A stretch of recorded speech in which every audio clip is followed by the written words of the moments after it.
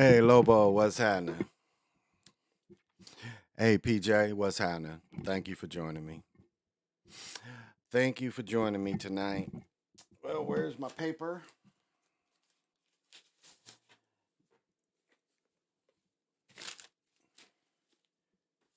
Paper, get my picks. Right here it is. Okay. Well, I guess I should give out some high vibrations. So I'll give out a few high vibrations before I get started.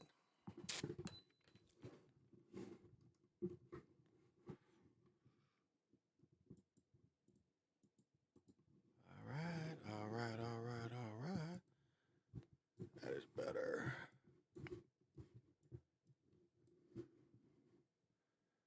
I didn't want that. It's too much.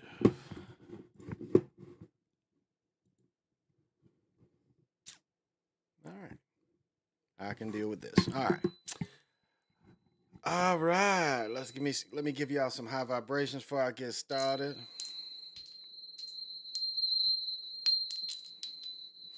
So to the east, to the north,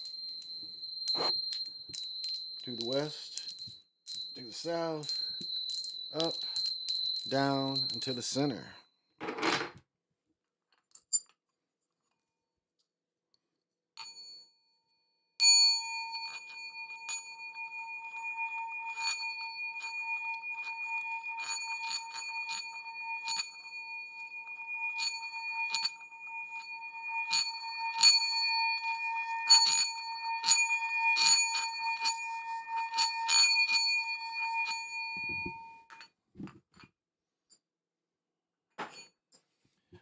All right.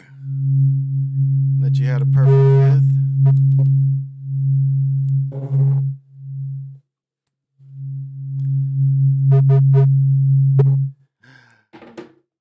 All right. So if this is your first time seeing me, this is the Chocolate Mountain Show. I am your host, Big Pontiac.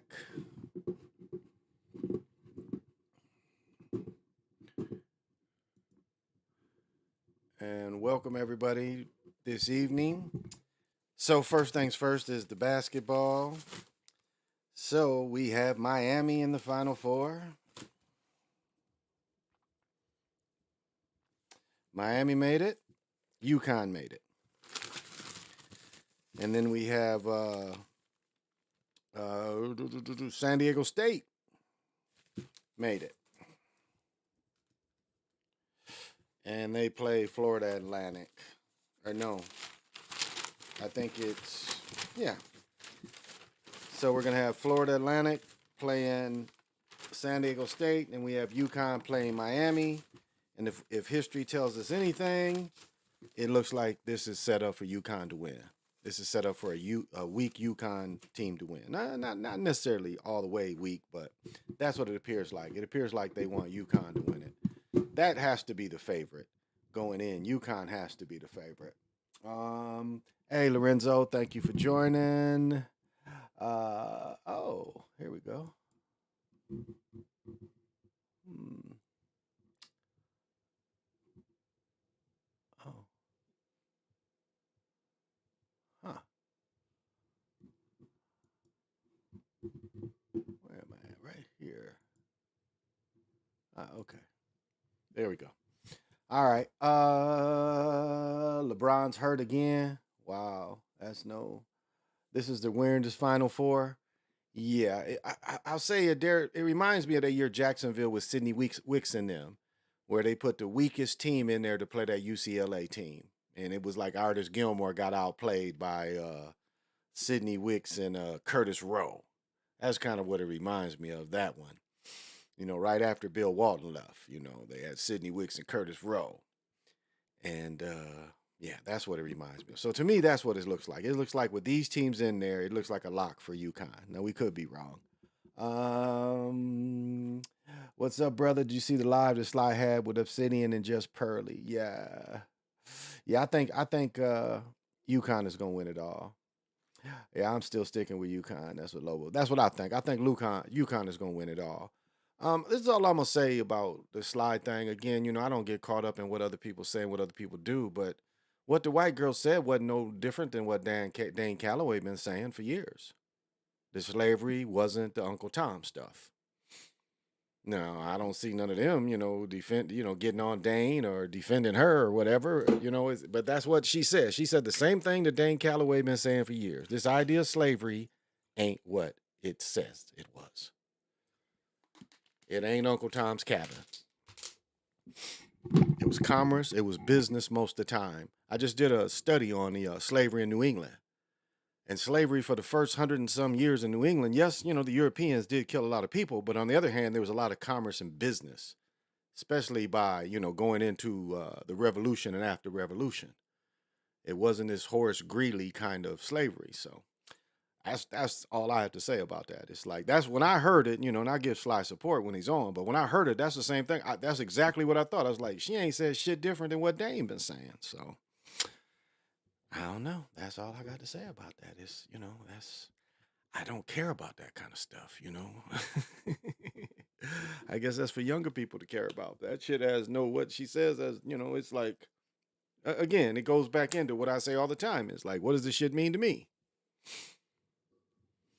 That's what I say all the time. What does it mean to me? So, and it's no slighting anybody, but it's just that kind of stuff, It's like, what interest would that have of me? So that's for younger people, I guess. Hey, Crazy Sarge, how's it everything? And man, they just won't. I mean, it'd be sunny here in the daytime, but at night it still be cold. It's like 29 degrees. It was a high of 41 today. Yeah, because it's high of 41. It's gonna be a high of 41 coming into the next day. So, um, if UConn versus FAMU in the national championship game is going to be a battle of the secret societies. UConn Skull and Bones versus Florida Atlantic Bohemian Grove. I thought Bohemian Grove was more um, California, but I can see your point there. Ain't a lot of people online don't ask that question. Well, it's I'll say this: for our society wants that slavery was so bad, and don't mistake there were some places that it was bad, like the people that had to work off of South Carolina, the rice fields, or had to what is it? Yeah, the rice fields in South Carolina was hard work. So there were places, but think about it like this: y'all been in the South. When it's 110 out there, everybody ain't working full. You're gonna work until it's easier to work. So it makes no sense to say that you're just killing and beating and raping and just mistreating these people and expect the society to function. And as I've said, the very first battle of Bull Run proves that black soldiers fought for the South for the very beginning, which shocked the Northerners that they fought a whole battalion of just black troops, melanated, whatever you want to call us, American Indians. So it's a lot of misinformation out there. And what the other young man said about the Jewish faith people, I was just telling my fiance. I found a paper before World War One, and it was again online, but it talked about the amount of Jewish faith people in all of Europe. Now I don't know if Russia was counted, because Russia, and you have to understand, Russia and the Bolsheviks were Jewish faith people. That's who took over Russia from the Catholic Tsar, was Jewish faith people. The Bolsheviks was a Jewish faith army. So when the Germans go in to start fighting on that Eastern Front, they are fighting Jewish faith people. That's why they tell you they went into towns and they supposedly did this and that in the towns. However, the towns were Jewish faith towns. So therefore, the towns supported Bolsheviks. If you look at history going into, and keep this in mind, the two times that weather warfare was probably done, weather warfare was done during Napoleon's campaign. If you read Love and War, it's a fucking long ass boring book, but you see that weather warfare. I mean, whatever those wizards did to cause that type of winter hasn't been seen since. When you talk about they made it so cold that the air crystals started freezing. And do you know what that means? Do you know what that looks like? When air starts freezing around you, you're seeing little bubbles that just start freezing and falling on the ground. So that's not natural. And we know that when instead of Hitler split his army, instead of him just going to take the oil fields and just letting the weather go in, didn't realize he was hit with, weather warfare. So that's nothing new. That's been going on a long time. So, um, let's see. A lot of people don't ask that question. No, I don't see them going as far. I said Texas. For some crazy reason, they follow red and white champion pattern. Then it would be San Diego State. And as you know, Lobo, what do we always say is, have they ever won it before? And that's my only pause. And out of all those teams, only UConn has won it before. Now, will they go against the grade, and will they let UConn win it? We'll see. We'll see. That's just what it appears like to me. But I've been wrong before. I don't want it there. So we'll see. We will see. But it was interesting the way the games played out. That Texas game, Texas shouldn't have lost, but we see what happened. So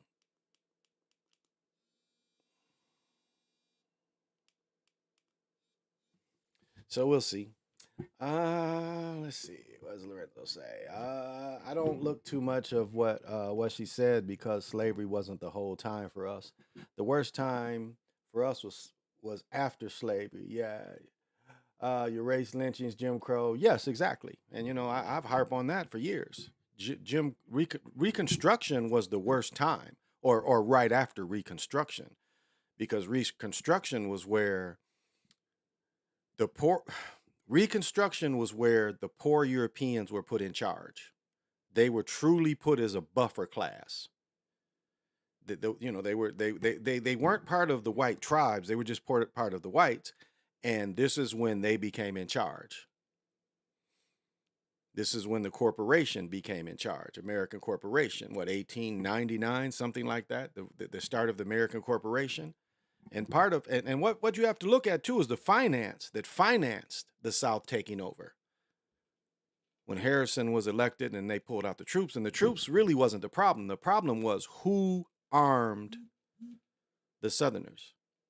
That was the biggest problem. Like, who armed them with Winchesters? When you take the riot in Wilmington, we're talking about a town of 100,000 people getting raided by a much smaller force. And over again, we see that's what defeats, the melanated sheriffs, peace officers all across. It was the Winchester rifles.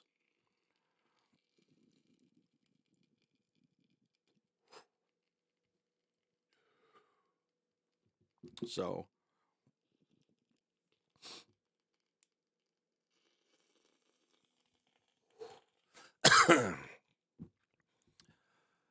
yeah, I wasn't offended by what she said. I counted 5 shots. Yeah, at least that. The fake injury led all the way down for Texas. The fake injury broke the lead all the way down for Texas. Yeah, Creighton did have several shots that was very suspect.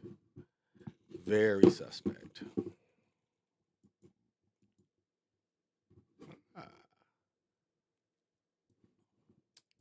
Oh gosh, come on, work with me. Okay, that's better.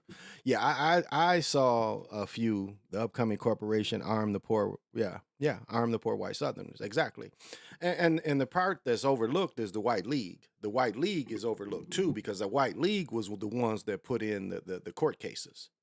They the ones that made Jim Crow legal. And then after the Reconstruction, the 14th Amendment, making you making you a citizen instead of a person. So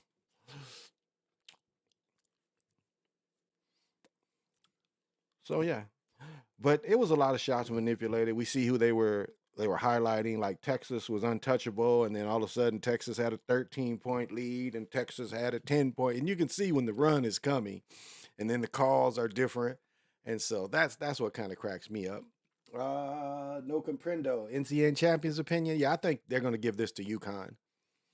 Now, Lobo said that maybe the red and white, that very well may be true. And are they going to let them crown a new champion? And as I was corrected, Baylor was a new champion a few years ago. They had been in a championship game previously, but never the actual champion. So is this going to happen again? Are they going to pick a new champion, or are they going to go back to the old ways of recrowning another ex-champion, which that would be UConn? So that's why I think they're gonna. I think UConn is going to get it just because of the history. And then we've got what is it? Not Bobby Hurley, but Danny Hurley. We've got a basketball family, and that Hurley played at Seton Hall. I want to say, I think he played at Seton Hall. We know the other one played at the one that was coaching the other Hurley, the one that got thrown through the windshield and destroyed his career. So maybe it is Bobby Hurley. No, I think Danny Hurley's at UConn. I don't know where the other Hurley brother is at this time. So, what you dabbing on? Oh, I got some bomb. Oh my goodness, I got some bomb. I got what they call it, the Bombay. Oh, forgot I had it froze. But it's just some shatter. That's all, just a little bitty shatter. I had it frozen.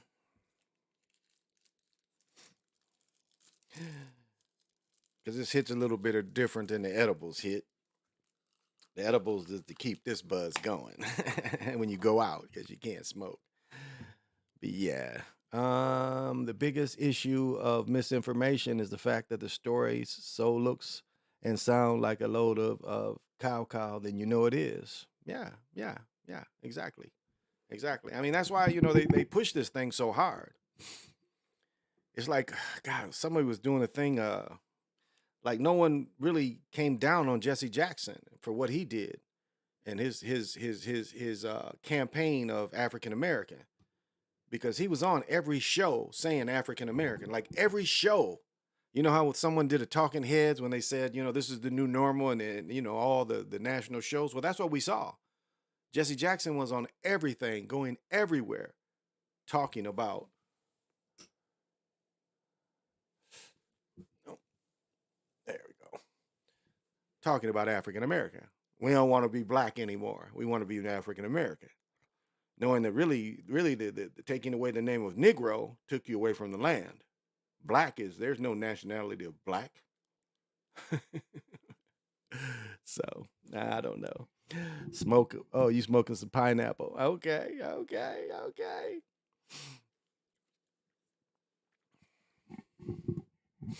And even though I get on the mud flood people, I think one thing that we all have to agree on, and one thing that they brought to light more than anything, is that this society is not as old.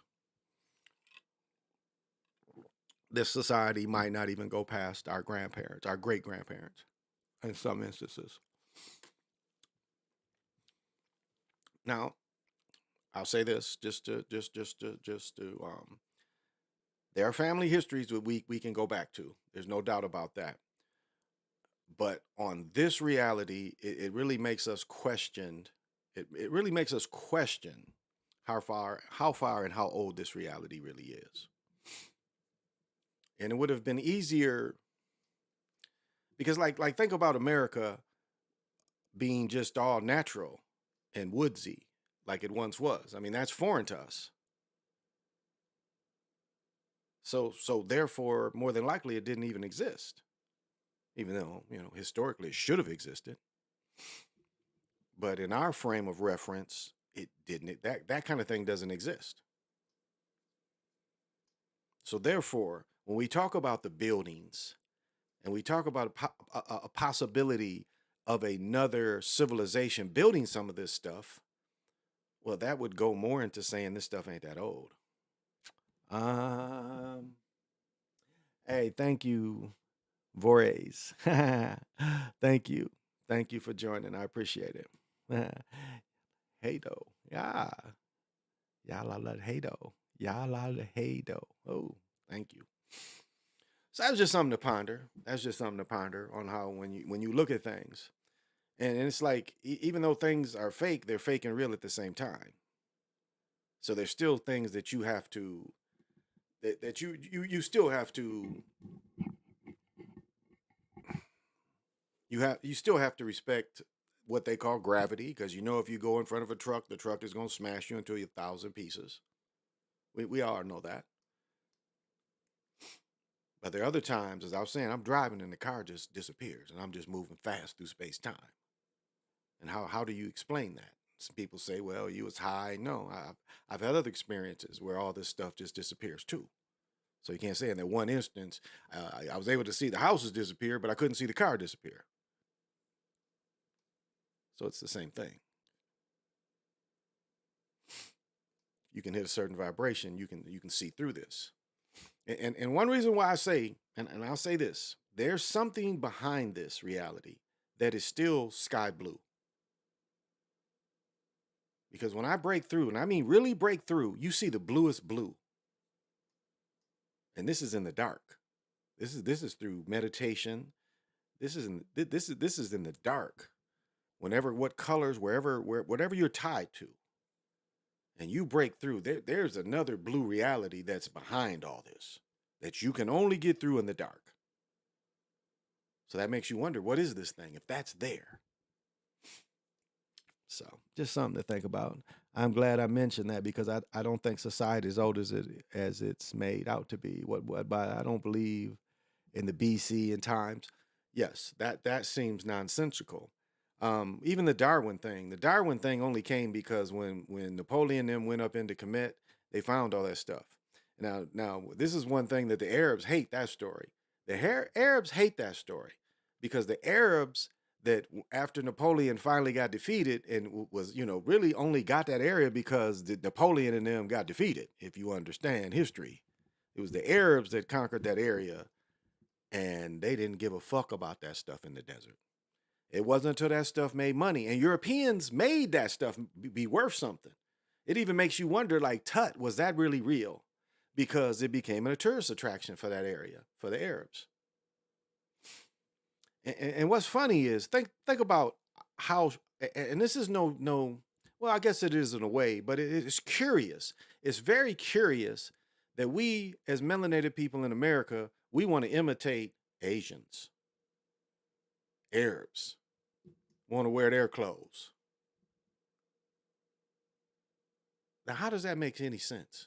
We walking around America dressed like Asians, Arabs. Make it make sense. I just got here, my brother. Okay, well, thank you for joining me. I appreciate it. So, because that's when you study Islam, and I studied Islam for 3 years, but you're copying Arabs. You're copying other cultures. When when it's interesting, the American culture and what the melanated people have put around the world is culture. It's like the way people dress, other than the Mason suit. That's the only thing the Masons have carried throughout time. If you look at the Mason suit, that's the only style that really comes out of Europe that's continued to this day. Man is pretty much dressed the same way. I mean, if for most of you've watched the Three Stooges enough. If you ever watched them when they did real work, they put bib overalls over a suit. That's what bibs were. Well, not coveralls, excuse me, not bibs, coveralls. They would put coveralls over a suit. But their basic clothes would be a suit. Even though they were about to do construction work, they still had a suit on.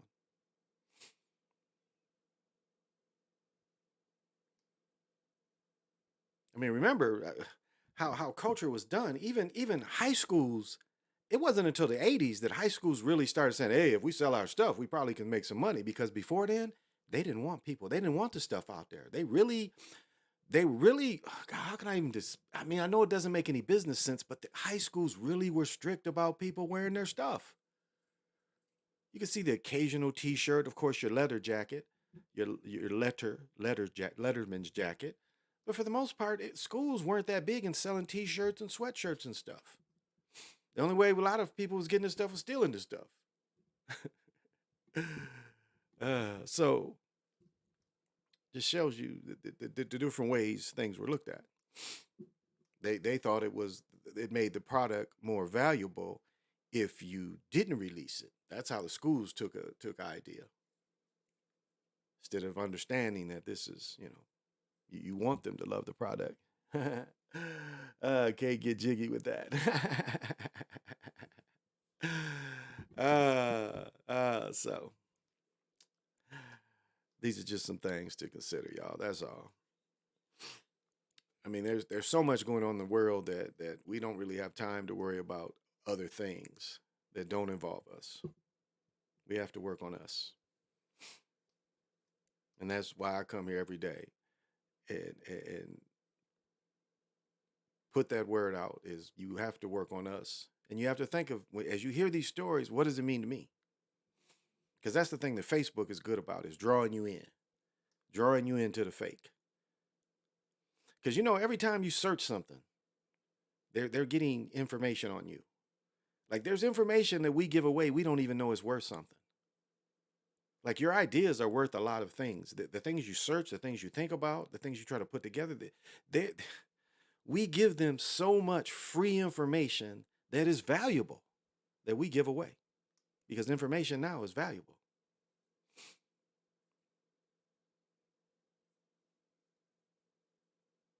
And we don't even realize that. So our shopping habits are valuable.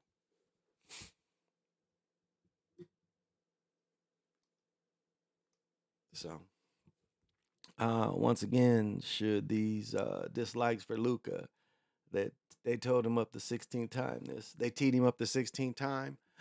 Yeah, they don't like Luka. They didn't like Dirk. They really haven't found their Jesus in pro basketball. They haven't found their Tom Brady. They wanted Larry Bird. Larry Bird would have been their Tom Brady, but Larry Bird, people forget that Larry Bird, where he grew up in Indiana, he grew up hooping against brothers. Larry Bird's brothers, I've said this before, Larry Bird's brothers were great basketball players, and they all played semi-pro basketball around where Larry grew up. So Larry grew up playing against brothers. And Larry wasn't fake.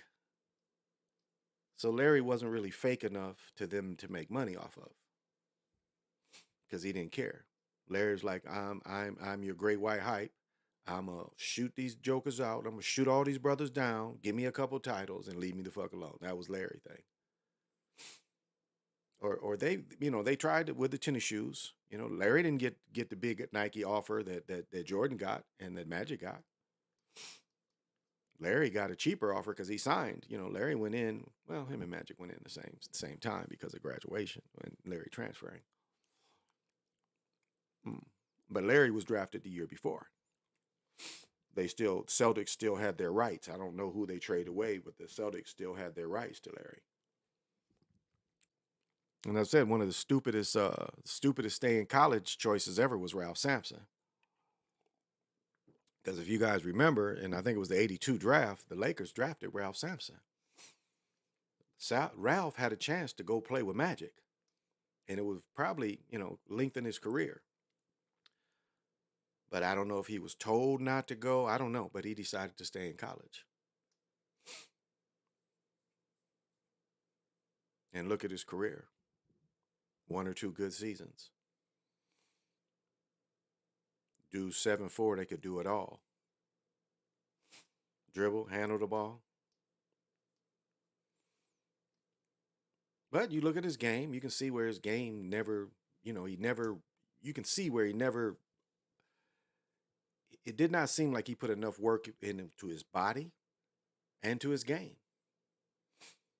Because I saw him play as a freshman, and he never got any better, I didn't think.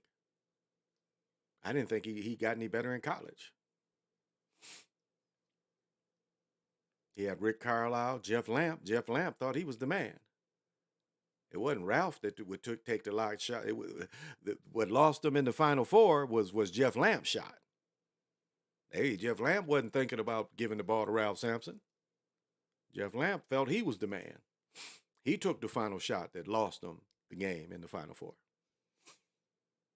So, um, consumer ego, the Kyrie effect. Uh,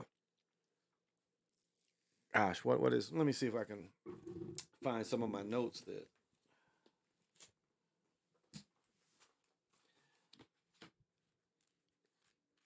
Because I have some. Let me see.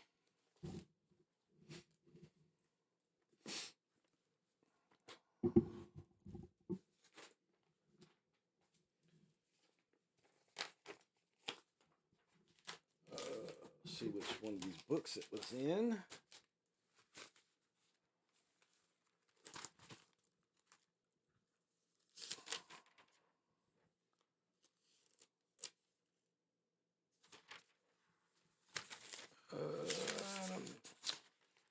Let me see. Is this it? Rio, the regional.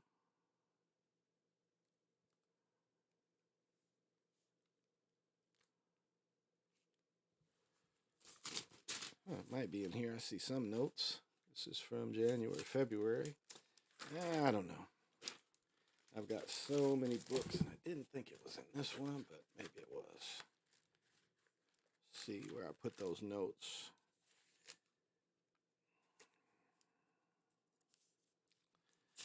They're around here somewhere. Mm-hmm.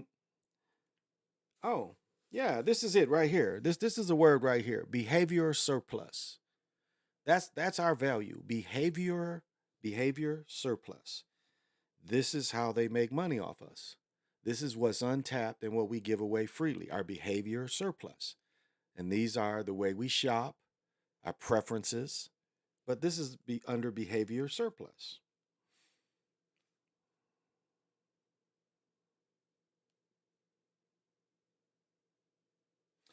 And it's like the reality business, material expression of the prediction of importance of behavioral surplus.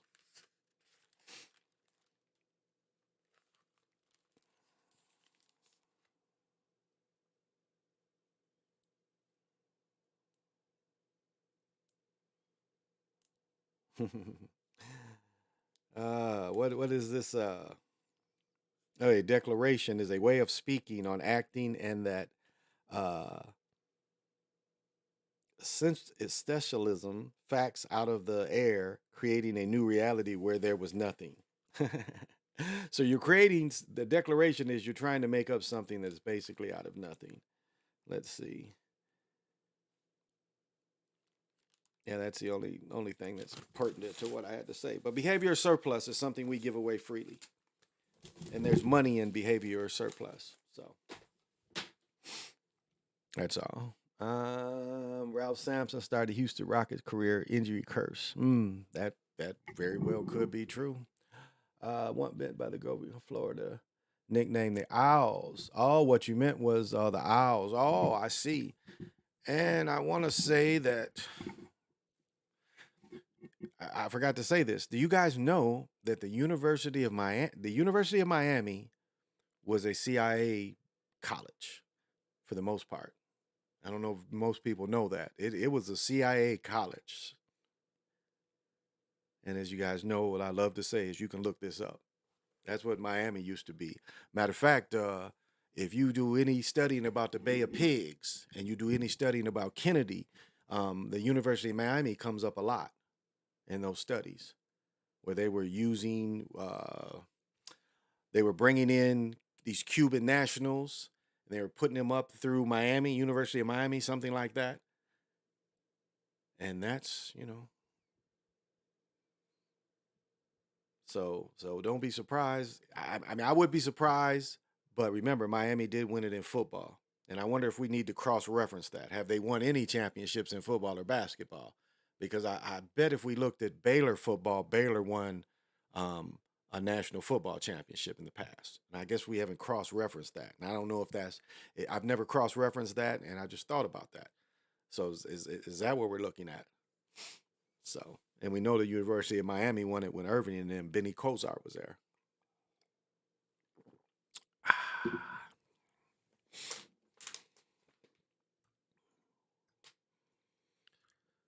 So I don't know. There's things that can be considered, but I just say that just looking at it from the outside looking in, it's a lock for UConn. That's outside looking in.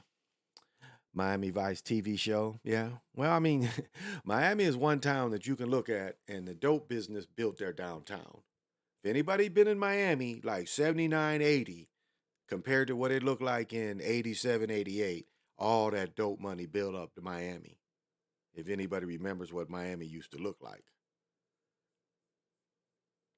And so I've been going to Miami since what, 81? And yeah, I remember what it looked like. That dope money built it up a lot. If you went there in 90, or even if you went there in 95, 96, you can see what the dope money did for Miami. It made it a major city where it really wasn't that before that. Miami wasn't looked at as a major place. Now, did they have the shipping station there? I don't know how long that's been there because it's always been a big port. But it wasn't what it is now. You know, motherfuckers wasn't trying to run to Miami like that. Motherfuckers was going to Daytona Beach because of the Elvis movies. You know, that's what started some of that spring break shit was Elvis movies because Elvis was always going on spring break or some shit. Fort Lauderdale. I say I went to Fort Lauderdale now, or no, Daytona Beach as a freshman. I'm cracking on grown ass women and shit as a freshman. I was probably 5'10", 5'11".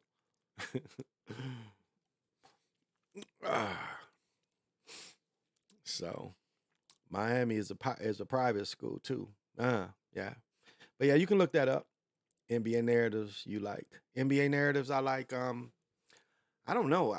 As I said before, Bud Grant dying, you know, makes me wonder what, are they going to let the Timberwolves go a little further this year? Like once they do the play in, whoever they play, are they going to let them go a little further? And let me tell you how dirty well, I can't say this is dirty. This comes from, I have YouTube TV. And YouTube TV and Dish Networks drop Bally Sports because a lot of times the games on NBA Network are through still Bally Sports, and YouTube doesn't use them. So don't you know the game would pop in and then they like the game is blacked out in your area. Like ain't that a bitch? Like this is YouTube getting back at Bally Sports. Or Spectrum. I think the parent company is Spectrum something. Trying to remember. Don't quite remember. So that makes me wonder. And then we had the Felton Spencer death. We had the Timberwolves Felton Spencer death. So we had Bud Grant and we have Felton Spencer. So there's something going to go good. And I don't know, if they're going to go any further, but they're going to have some impact, I think, in the playoffs. I really do. I think the Lakers are going to set up so they can get rid of Anthony Davis. I think that's what it looks like. They're going to get rid of Anthony Davis. They paid too much for him. I don't know why LeBron wanted him in the first place. It's almost like it reminded me of when how Shaq got tricked into, or the Orlando got tricked, and Shaq said he made the call to get Penny instead of Chris Webber. That would have taken Chris Webber would have taken so much pressure off of Shaq. And they didn't need Penny. He needed somebody else in there fighting with him. So they would have complimented him because again, he played with Howard. Chris Webber 6'10", Howard 6'11". So Chris was used to playing with another big fella. And they played well together. So, and people forget what was done to Chris Webber. They purposely hurt, just like the first Golden State when they beat LeBron and them. And remember what they did to Kevin Love when they separated his shoulder by Kelly Olynyk? Remember that? That was done to Chris Webber his first 2 seasons. His shoulder was separated. Very similar to what was done to Kevin Love. Definitely on purpose, where other players separated his shoulder on purpose.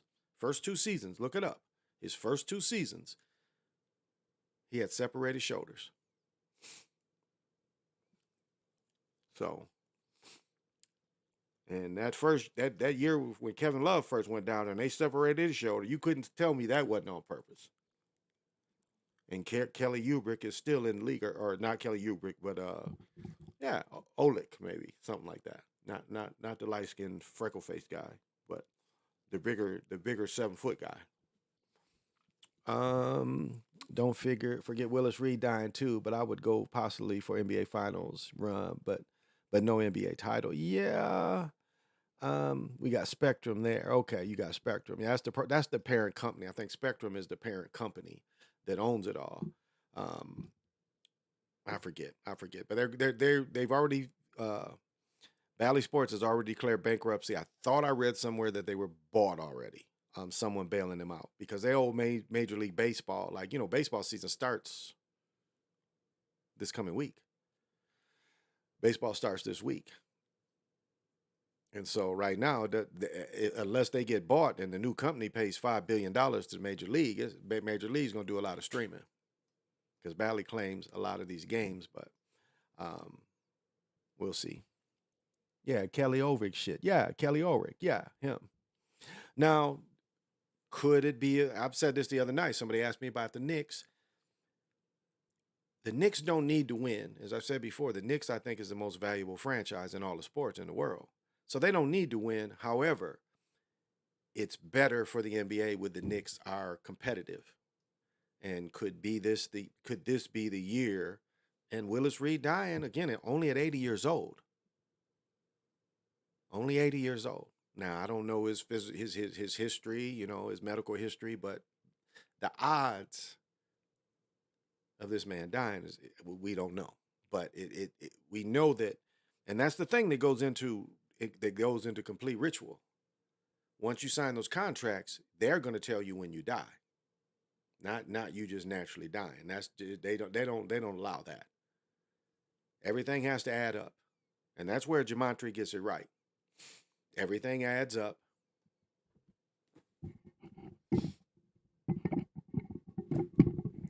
And we see this Willis Reed during basketball season because again he did play college basketball too. So it's kind of a two-headed ritual. It's a ritual for the college basketball tournament, but it's also a ritual for the New York Knicks and the NBA. So they all kind of go together. So, and that's the negative about making it like that. You can try to stay away from it as much as you can. And I can't say the 2-3 year old players, the players that didn't get pension. We can't really say, but they still signed these contracts, and most of them still did feel some. They got some publicity from playing in college.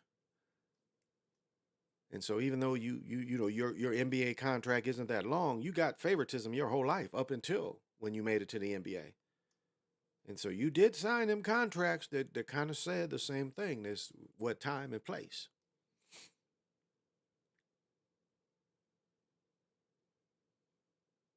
Now, a lot of you can look at it and say, well, a pro athlete's life ain't that long, which is very true. Let me tell you how much has changed. A running back's life expectancy 30 years ago was 5 years. 5 years. You're going to be good for 5 years. That was the average for just a running back. What is it now, a year or two? You see how Ezekiel Elliott, number one, he comes out the Big Ten where he carried the ball a lot. It was teams that wouldn't even draft running backs coming out of the Big Ten because they were so beat up back in the 80s. The game was so physical. And now it's like a year or two. Running back's career is only a year or two. I mean, the greatest running back of all time only played 100 games. That was Gale Sayers. I mean, the most elusive, the most talented. He only played 100 games. Youngest person to ever put in the Hall of Fame. Made all pro something like five years in a row.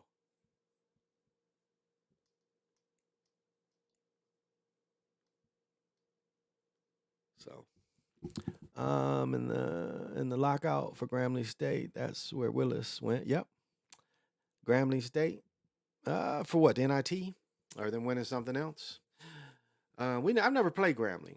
We never played Grambling. When I was in high school, they did. They played Grambling in the Silverdome when I was in high school. But it's funny. I was thinking about my Larry Bird story. I first heard about Larry Bird. I want to say I was in 10th grade. And the JV basketball coach was a business teacher, and I think they went to the NIT that year because he came back. They came back with um, the names of the players and stuff. and it had Larry Bird because what was interesting is like Larry Bird played A&T, and there was a brother named James Sparrow on the team. They also called him Bird Sparrow, because he'd shoot the ball and he'd run down the court like this. They called him the Bird Sparrow. But A&T played them, and that was the first time I heard Larry Bird. Indiana State played A&T in the NIT, and that might have been it was either in the winter of '77 or the winter of '78. I'm not quite sure. I don't remember. I want to say I was in 10th grade when I looked at that book, though. So that was the first time I had heard of Larry Bird, though. Skull and Bones started in 1832. Skull and Bones number are 223. This year, backwards is what? And the other part is, remember, Skull and Bones stole Geronimo. I think it was Geronimo's skull. Those were his bones that they took. And that's another thing that people don't understand is like, why are the statues popping up in front of the stadiums all these years? Now that goes into the same kind of thing when we say when you sign your name. Do you understand what they're trying to do when they put a statue of this player? They're still trying to use that energy of that player, and that has to weaken a person. That really has to weaken you, because it's like almost a energy. It's like they create an energy field of what you gave the program. That's almost what a sports statue is. It's like that what energy you gave to that program is locked in. Because look at these statues. Most of the time, they're almost circled in the way they're made, because they're isolated by themselves. I was looking at a Rod Carew statue yesterday, in front of Target Field. And so this is a type of lock, if you understand. And so would you want that? Just something to consider. Favorite position, running back, but career way too short. I thought receivers was better because you didn't really have to, like, I always loved blocking, but I didn't have to tackle. See, when you play defense, you got to make contact. When you play offense, you really don't. I like to block, so I would block. But if I didn't want to hit, I ain't really have to hit. I mean, rarely had to hit in practice. Shit, like my freshman year when I was on the scout team, yeah, I had to hit and avoid. But once you start in college, you don't hit that often, not in practice. Especially receiver. Once you catch the ball, the play is pretty much over. 7-on-7, unless it's a scrimmage, and that's early when you first get there for the season. Yeah, I had read that about Geronimo's family sued them and tried to get it back, but failed. Yeah, like Osceola's head. They've never returned Osceola's head. His head is still taken somewhere. They remember they tried to tell them that what was his name? Oh my gosh, I'm old man and at the wrong time. But the guy that killed people up in Virginia. Remember they made the movie about him. And remember they said they returned his head to the family after all those years. Turner. Remember Turner? Supposedly killed all these white folks. And so the same thing happened to Osceola. Osceola's body is buried in a fort in South Carolina, I think, southern South Carolina. But his head is not with his body. And then, as far as I know, they haven't returned it. And there's some kind of connection that my family has to Osceola, and I don't know what it is. We thought we had one connection, and this came from my grandmother. But as we look at it, we haven't found the connection. It's just a name was put through the family. And then we had one family member that just liked giving people historical names. So there was an Osceola Ampey, but it doesn't appear like he's Osceola because we're related, just because, the family member like historical names, it appears. The real predator. Well, that's a good point. But it's why they want the head. I mean, why they want the head and the ritual you do with the head. And once a wizard has that kind of head of, a indigenous American, it turns into almost like that blood oath. It almost turns into, I want to say, like when part of what is the one anime where they show, or the cartoon, they show all the heads that's talking and stuff. It almost makes you kind of think of that. And it's almost like they can link into that. It's like they can fill that shit with blood. That's what they would do. They would fill it with blood. And you can almost scroll in something like that as well. Or scry in something like that. And so that's what they're using this for. They're using this blood and these skulls for this high ritual. And as I was trying to talk about, when I was talking about last night about John D and stuff, and the way they use what is it? My brother had asked me if I had all these tables, and I don't. I thought I did because I thought I had one book that gave me all these tables, and apparently I didn't. But it's like I wanted to bring that in and to show you, through John D's and these tables he created. This is part of the reality we see and how it was done, and when it started being done, when they actually these wizards kind of stole some of this ancient technology, if what you call it. I mean, I call it magic, but it's what they did, and it helped them control vast areas using these types of magics they would steal from all these countries. That's why you get the Indiana Jones movies, and what they're trying to tell you is that the CIA and the underground governments have went around what Hitler tried to do. Hitler tried to do the same thing. He went out onto these countries and tried to take all these things that they said they can have some kind of power. It was like, well, we need to gather all this stuff.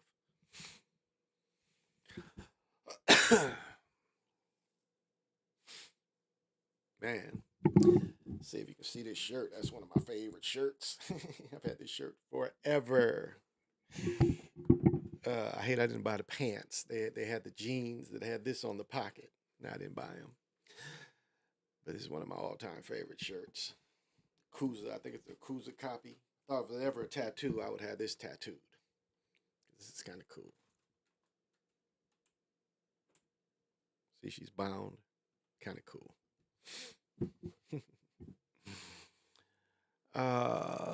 So this is a high ritual. Skull and Bones is in it. 191st year. UConn started playing basketball in 1901. See the correlation. That is excellent work, Lorenzo. That is excellent work. And yes, I do see the correlation. Wow. That's good work. And I think that's another reason why we're definitely looking. I think UConn is a lock on this, so we'll see. That's what it appear. Now the color thing, I hadn't thought about that. That could be right. It could be that the red color thing could be in like the Chiefs. So that could be because they do like that continuance because this is the year of the Diablo. This is the year of the devil, the red devil. And that's what they showed you in the Super Bowl. That's what they showed you in the Grammy. So this is who's feeding all this. So could very well be. Could very well be. So, but I think I will put my money on UConn.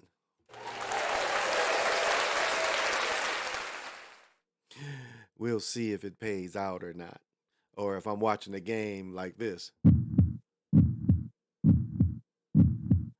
Like that brother who lost in the Super Bowl. He bet on my Eagles and he lost his money and he threw the shit at the TV and blew the TV up. I blew a black and white TV up when the Colts played the Cowboys. We had a little black and white. You know how it is in the hood. We had an old black and white, and we had the little one on top of it. And I just happened to be playing with my baseball, watching the game, and he kicked that field goal, and I threw the baseball through that little TV. And I remember my father spanked the shit out of me for fucking that little TV up. But I fucked that little TV up. I like, no! I threw the baseball right at it. That little motherfucker blew up. My father's like, I think you're surprised. I threw it so hard enough to bust the screen and throw that ball up in that TV. Okay. UConn has, okay. I don't see anyone else making it out the East besides Philly and Boston. Yeah. No comprende. Yeah, well, I think, I don't know. I think that's who rational says who should make it. But we can't count out the Willis Reed death. Now Boston, we can say Bill Russell, and everybody's wearing number 6 on their jerseys throughout the league. So that could be Boston in there. Yeah. Philly, I don't know. I don't think they're sold on Philly, and so I don't know. But we'll see. But yeah, UConn has red in it too. As I said, that's what I was looking. I was hoping to find Khalid yesterday, hoping to see him and try to get him to come on. Because I don't know how far he coaches St. Thomas High School here, which I don't know. If they're 1A, 2A, 3A, or 4A. I don't know. I don't know which class his school is in. I'm not sure because I thought he was coaching the college at first, and they was like, man, he's not coaching the college. He's coaching the high school. I was like, oh, because there's a St. Thomas College up here too. So that's who I thought he was coaching. But then one of my friends was like, "No, nah, he's coaching. He's coaching at the high school." I was like, "Oh, okay." And it's interesting. They say his son would never practice. Like they said, in the 3 years he went to this high school, or the 4 years, he never practiced. Like he'd come to practice when he wanted to, and the coach let him skip. Missed the game. Told the coach if he ever took him out again, he'd quit. And they kind of called his bluff, and he ended up getting hurt at the end of the year. But it's hard for me to imagine that a player doesn't want to practice, because that's where you work on your shots and stuff. It's like I watched a young man, like there was a guy that's up for Mr. Basketball. This dude is only, I talked about him last night. This dude is probably 5'6". I bet he could dunk at 5'6". But the quickness he had, the agility he had at 5'6", wasn't unmatched. I mean, he could D a mug up, be in your face full court. He was able to bring it. I had another point about him, but I kind of forgot. Speaking of Eagles, I'm thinking to check out something about Philly. This connection with the Boulay. Okay, well, let me know. Yeah, let me know. Let me know. Because yeah, well, football in itself is a major Mason ritual too. If you look up the movie Jim Thorpe All American, they show you that the football field used to be, when Jim Thorpe was in college in the early 1900s, the football field used to be a checkerboard, and that's where you'll find this. Burt Lancaster is playing Jim Thorpe, and when he first leaves Carlisle and they first started playing, well, when they first started playing college games, he shows you, and they show you the early fields was made out of checkerboard, so we know that's very Masonic, and the referees still wear the Masonic colors almost universally, I think, except baseball. But basketball and football, the Masons are full effect with the black and whites. Basketball is trying to get away from that a little bit, but not football. Look at the XFL jerseys. I mean, still the Masons is in full effect.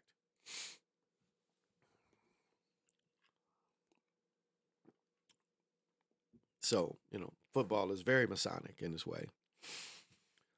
And so the original teams, Eagles, one of the original teams. At one point, you can look this up. At one point, the Eagles and the Pittsburgh Steelers, I think it's during during World War II, they actually shared teams.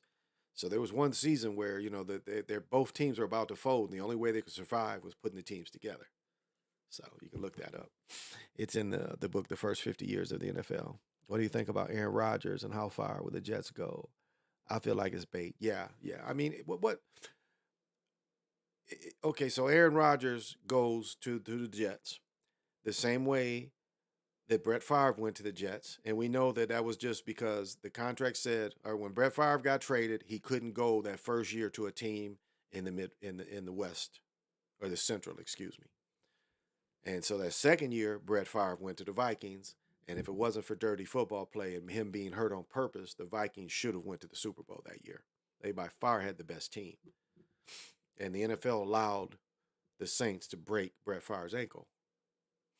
And just because you call roughing the passer on the play before, if it's done the second play, you still call it. And they were allowed to hurt him. And again, we see them given, the Saints given a Super Bowl. Manning just happens to throw a late pass that turns into a pick six. Not very likely. Not very likely. And then we see Madden given a touchdown, given a Super Bowl where he could barely throw the ball 5 yards. Because remember the tall dude Owicker. Remember he started a couple games that year because Manning had nothing. Manning had nothing that last year he won. Nothing. He was worse than Tim Tebow. Not quite. He's not quite.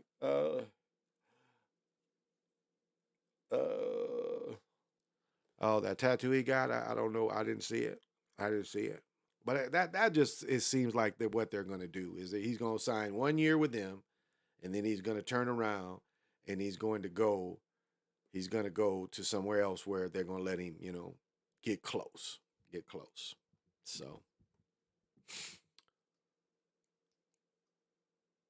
but we see over and over again, it's just they're looking at the entertainment value. They're looking at what people are going to believe, and that's the give and take. Is what are people going to believe? How are people going to bet more? That's the give and take of all this. So, That's how we have to look at it and perceive it, conceive it, especially when you bet. And that's I guess what I'm trying to help is slightly handicapping and others. But that's you have to consider all these things when you look at how this ritual is going this type of year, because that's what it is. It's all part of ritual that started during the Super Bowl. That's why at the beginning of the year, all these championship hits us right in a row. And then we see the last championship. Basically, we see it um, in baseball will be the last championship this year, other than the college football. But again, college football goes into the next year, as far as the games themselves. So this is how they build the ritual up, sports ritual up.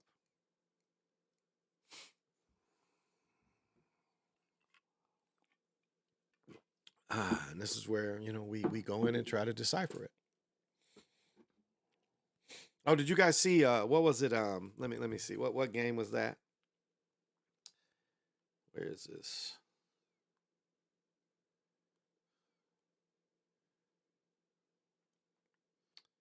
What game is this?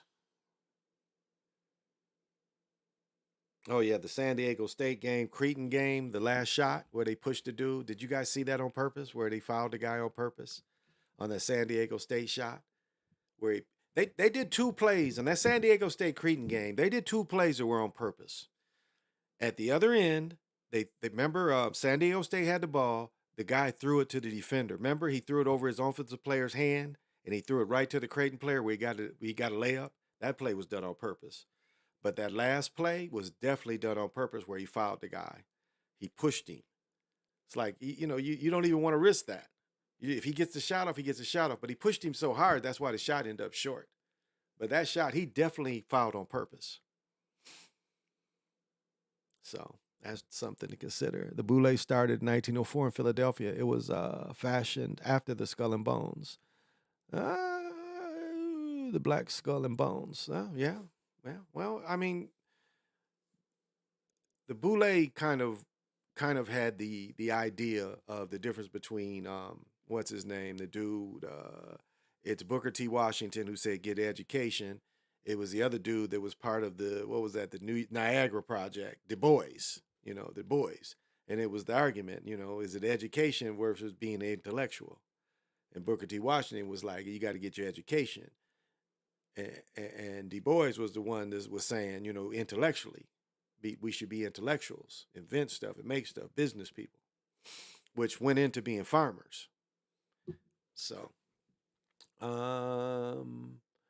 Kaya Cho, bruh, your words made me realize that rugby, our national game here in New England, is totally fraud, and the Hollywood tackles exist in this game as well as magnetic goalposts. I was watching. Anybody know that Australian rules football was on early this morning. And I got before I came on last night, I was watching Australia rules football, and you see in there the same thing because you kick for 1 point, 3 points. I think you get kicked through the sides, it's 1 point. You kick through the middle, it's 2 or 3. So even that sport, and it's funny. It's funny talking about Australian rules football. You got Vin Diesel, who's Australian or New Zealand. I think he's Australian, and he's playing Chicano. He's playing a Mexican person. He's playing a Hispanic. Isn't that some shit? Isn't that some shit? You got this guy from Australia, yet they're letting him play a melanated person in America. Man, perhaps he's a melanated person in Australia. I can't say, but it's interesting. You couldn't pick a real, you couldn't pick a real person that's from that area. It's always got to be foreigners imitating Americans. I mean, they even do it to them too. See, um, so, but yeah, all sports. I mean, soccer the same way. Like, who was Netflix had the one soccer player that does play at that what do we call it? The maroon color soccer team. I can't think of Saint Germain. The one thing they did to that guy, and you can see where the fake injuries.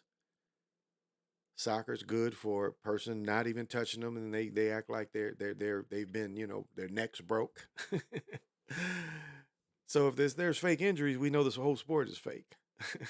So that's easy to see through. But yeah, RK, it's all the same, all of them. It's not some, it's all. And again, the easiest way to look at it is are they betting on it? If they're betting on it, then it's fake. Remember what I said? The numbers, the Skull and Bones was 322. The Eagles made the Super Bowl this year. Now they won't be called the 220, and they wouldn't have been called the 222 NFL champions. Now, if they won, they would have been called. Oh, okay, I see what you're saying. The 2-2. Okay, I get you. That makes sense. That's good work. That is real good work. Thank you for sharing that. I appreciate it. And that's a good point. Again, like if you look at all the years that Pittsburgh was in the basement, I know a lot of people look at Pittsburgh as a championship team, but it's far from that. Pittsburgh was at the cellar of the NFL for 50 years. I mean, forever. I mean, when they got Terry Bradshaw, I don't even know how many games they won his first year. It wasn't until like those, and they cheated the Raiders because their first Super Bowl was only given because it shouldn't have been given that Franco Harris catch was illegal. Because back then, two offensive players couldn't like if I'm an offensive player and I tipped the ball, another offensive player couldn't catch it, and that's exactly what happened. Frenchie Fuqua dropped the ball because he got hit by Earl Tatum, and the ball went up in the air, and then Franco Harris caught it. That's illegal play. When we see the same play with the Cowboys and the Colts, when I said I threw the baseball through the black and white TV, the same play happened. John Mackey got a touchdown. Offensive player tipped the ball. Eddie Hilton, number 33, tipped the ball because him and Ray Renfro both went up together. Ray Renfro didn't hit it. Hilton hit the ball. John Mackey caught it behind him. Again, that was illegal back then, but they allowed it. And you guys got to look at that 1970 Super Bowl. That was the worst Super Bowl ever. It was something like 8 turnovers combined. Like each team had now I think it was like 5 turnovers per team. The MVP was the only MVP ever. Chuck Howley was the MVP. I think he had a fumble and he had an interception. I think he had a fumble and 2 interceptions. So it was such a raggedy game. And I want to say, was that Roger Staubach or Craig Morton? I want to say they let Craig Morton lose that game, but it might have been Staubach too. And then Staubach won it the next year because Dwayne Thomas, he had a good game, but he had a crucial fumble on the goal line, I believe, if I remember right. And remember, he was the first one that stopped. He didn't get his bread, so he stopped talking to the NFL. And they won that championship, but he didn't talk to anyone. That's kind of why the rules are set up where you have to talk came from Dwayne Thomas. He's like, fuck you. You don't pay me my money, I'm not going to say shit.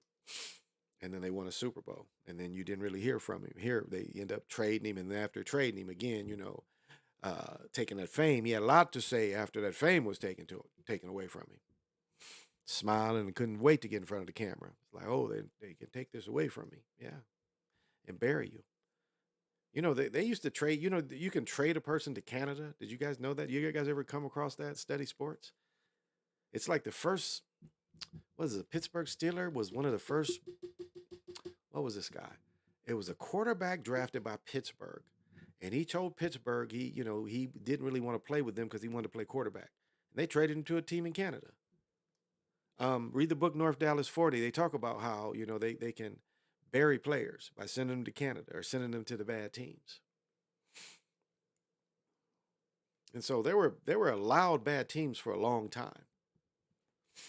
You look at old NFL, especially before the Super Bowl.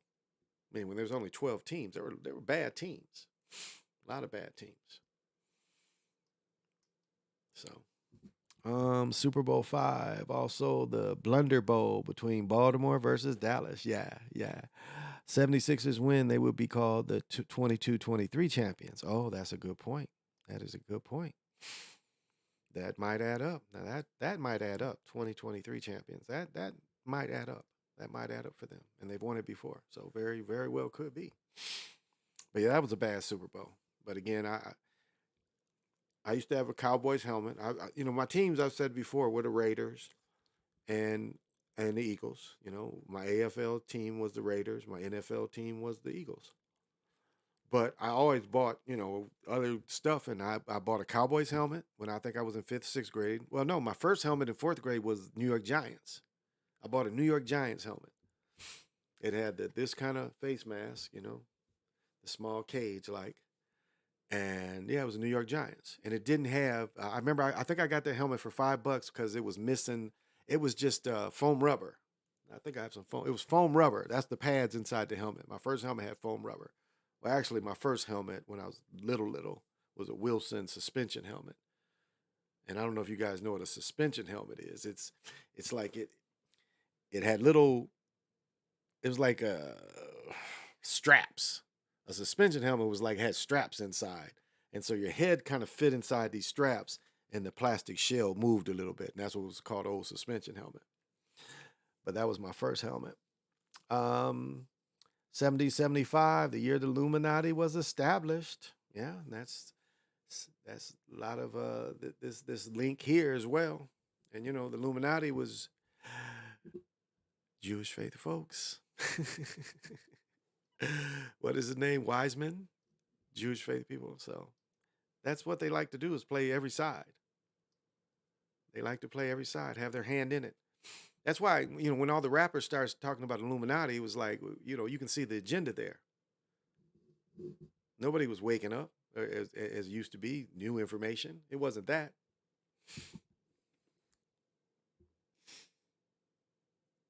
It was this, they wanted this out. They wanted people to start using this word. They want people to think that's the shadow government because that hides the real shadow government. Because real shadow government doesn't have a name. I mean, even in John Wick, they want to call it the table, but it's a nonchalant kind of name, a name that just everybody ain't gonna talk about. And John Wick proves this stuff probably exists. More than likely, this kind of thing probably exists at that high level. And if I didn't mention about it, the brother that could remote view, that was a deep brother. That was a deep character that they showed the brother in John Wick that can be remote view. And my girl was like, my fiance was like, well, no, he drew those pictures. I was like, no, he didn't draw pictures. He remote viewed places, and then when he'd follow, he would look for, because a lot of times when you remote view, you might not get the whole scene, but as you saw in his work, he was giving faces. And then when the faces came, he's like, oh, this is him who I saw. And then when they went into Germany, he remote viewed one of the symbols on the church, and to know that he was at the right place. He's like, this is what I'm seeing. So that was kind of deep. If I didn't remember, I wanted to give that to Jeffrey, because if I didn't say that last night, that was something deep. That was a pretty deep character, because the character was like, you ain't paying me enough. So he fought with John Wick, but he would mess with the count. Like, how much can you pay now? And the count was like, I can't pay that. And he's like, okay. He kept killing the count's people. So, but yeah, these are definitely some of the riddles that we have to deal with. What's worse is that Illuminati and Boule both were established in the same month, May. Yeah, not surprised. And yeah, getting back to the Boule is what they wanted, the best of the brightest. And they were all about education till it came to LeBron James, because LeBron James has the Boule tattooed on him. So they started breaking rank when they saw that younger and younger people are starting to have power like LeBron. And they were going to have to kind of change their agenda, because if we're going to say we only take educated people, that's going to limit them. That's going to keep them away from a person like Jay-Z that's not educated. So they had to start changing and saying, well, okay, we're going to take the best and the brightest. And that's what you have in the Boule. It's the best and the brightest of the black folks that will sell themselves out. And that was the hatred that J. Edgar Hoover had for King. But here he was selling his people out, was active in the government selling his people out, because he was a melanated person from Mississippi.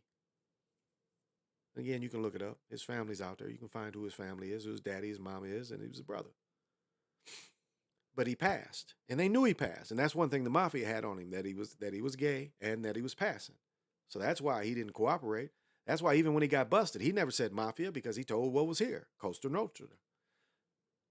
Because the mafia is Sicilians. Costa Nostra is the Jewish faith gangsters and the Italians. That's Costa Nostra. That's not mafia.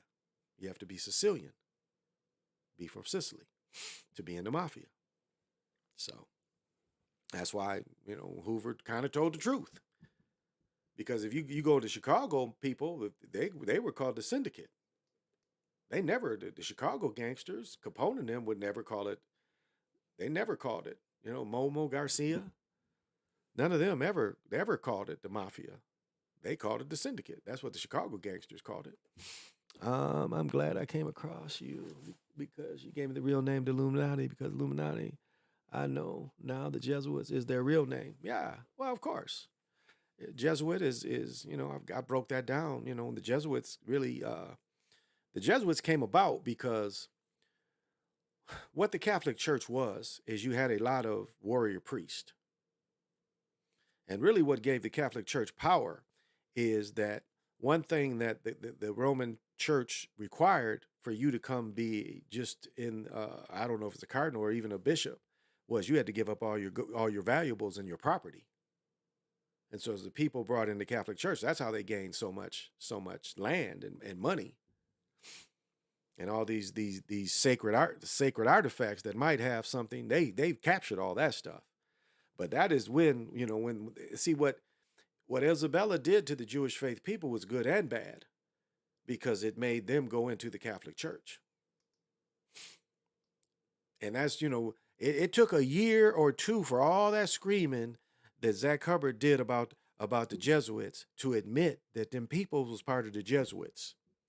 Because I was always hitting him. You can't say it's just all, no, that wasn't what they did. If you read Isabella's book and study about that period, you find out that a lot of conversos, that's where you get the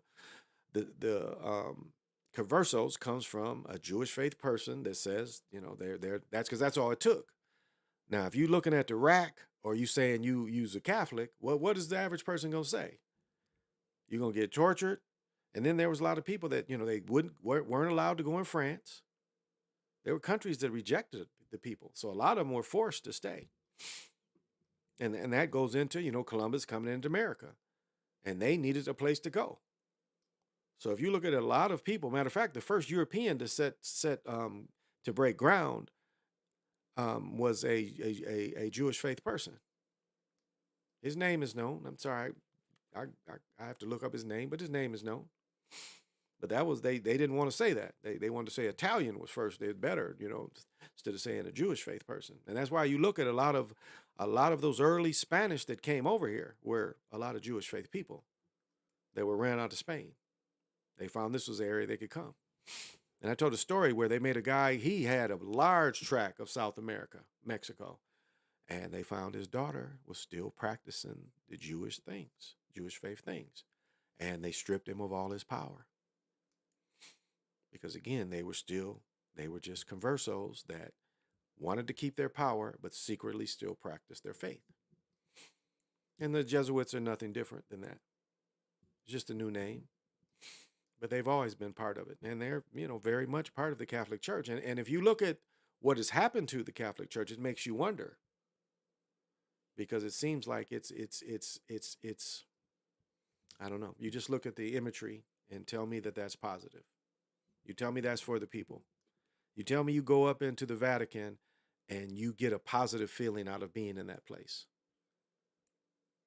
I mean, how many of you watched it on Christmas Eve and watched that stuff? Did it seem anything that's inspirational about that place? You see the Pope. Is there any inspiration you get off the Pope if he was a true man like this? I mean, the average people that see that man will feel nothing from him. Because he's just the idea. But there's nothing really positive about that. And, whatever your religion is your religion. And there's been, a lot of murder on most religions. Because it's all been about control, going back into Constantine and going back into Nicaea.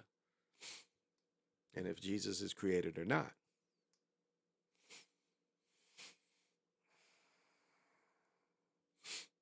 I don't know if my sniffing and snorting this time of night, I get to sniffing and snorting a lot. It's that late? Wow, I've been going for a minute. Okay. But I'm glad that you joined Lorenzo, and that you guys have so much to say. I appreciate that. Every time I appreciate that. That gives me more energy to come. So I do appreciate, the high thinking, the high thinking.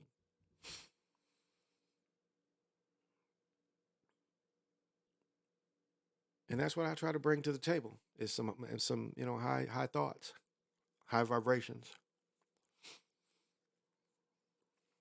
because the world is about each individual and how you take care of your body, your spiritual health, mental health, all that. It's you.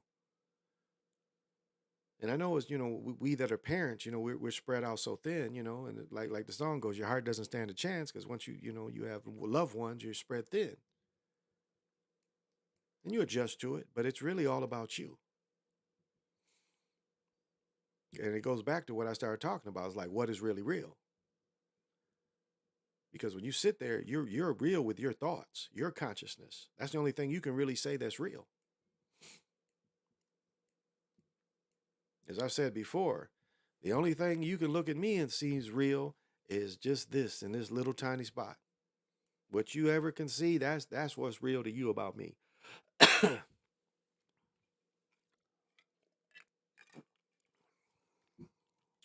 And that's the world we face. Uh, oh yeah, you're valuable, valuable person that comes in. You're really a valuable person that comes in, Lorenzo. Put a lot of good information, and so I appreciate the people that come in and support me. That's why I show the same support for people. Mm.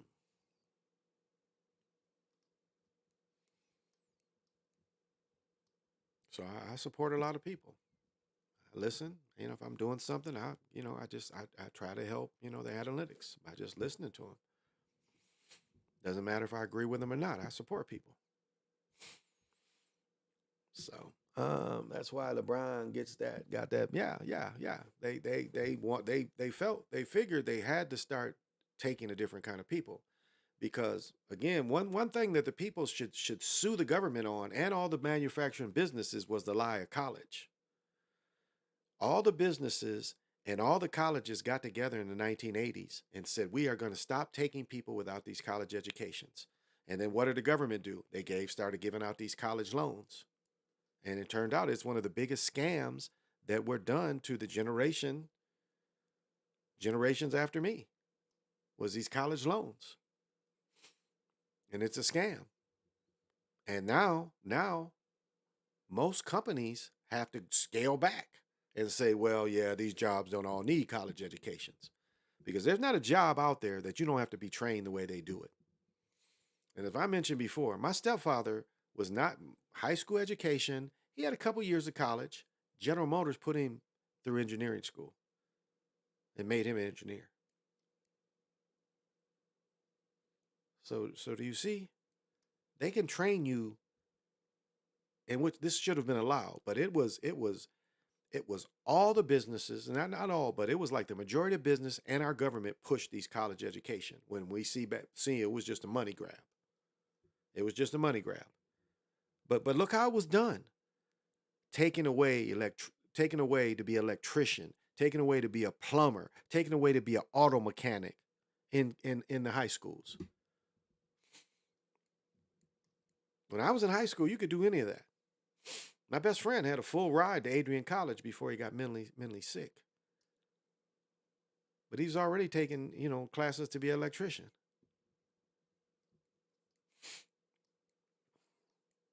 And they took this away. They took these trades, and they didn't make people appreciate trades.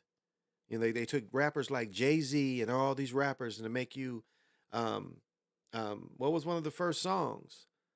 Baby, please, you work for UPS. To put down these kind of occupations, to make you think that the only good occupation was you had to have a college degree.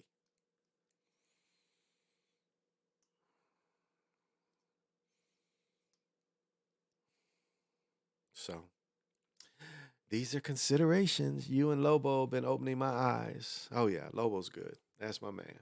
Lobo's real good because he does put his foot on their neck and tries to physically show how the fixer's done. And that's what I've done. Is at times try to show how it's physically done when I see something that's new. As I said, I saw a high school game where it appeared like they pushed the shot out. It appeared like they pushed the shot out. Now I don't know if they was just messing with the equipment, but it was one shot, and I had a great angle, and this shot went in. It was a free throw. It went into the bottom of the net and it popped back out the rim. So it's kind of interesting.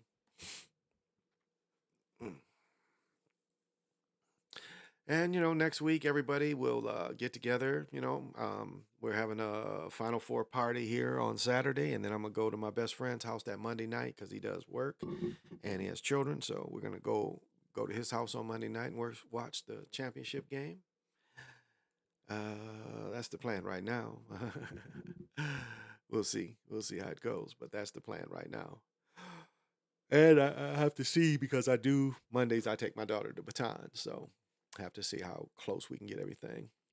But I'm glad that someone that you can see that it opened your eyes because it took a lot of years. As I said, I was still young. I think I was in seventh. Yeah, when Bill Walton won the championship in '76. No, that was 75. Whatever year. No, that must have been 77. 77. Yeah, 77. That was a year when that there was no way that Philadelphia team should have lost to that. And you look back in history and they'll tell you the difference was Philadelphia had all these 1-and-1 players and Bill Walton and the rest of the Blazers were a team. That's what they want you to believe, that the team of Bill Walton and them bums, Lionel Hollins, Bobby Gross, Maurice Lucas. I'm trying to think, I'm missing Johnny Davis. Johnny Davis was the other guard. Look at these dudes, and you really want me to believe. You really want to believe. Dr. J was dunking on him like it was so easy it made no sense. There's a picture in that series that you can find of Dr. J dunking on number 30 Bobby Gross, and there's another one where he's dunking on Bill Walton. And look at the first 3 games. Look at the first 3 games of that series. How easily they handled that team. And then to come back and lose 4 straight, it just wasn't believable. Like, it really wasn't believable. And that's what made me, and my dad and I was like, and this is what my dad said. My dad said they are not going to let niggas decide who wins all this money.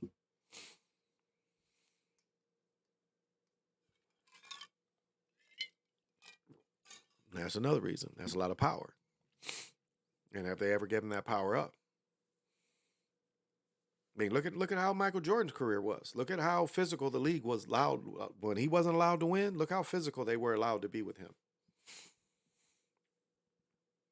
Yeah, he scored 63 on Boston, but they lost. Pistons knocked him out, 2 years in a row, 3 years in a row. Boston was knocking him out.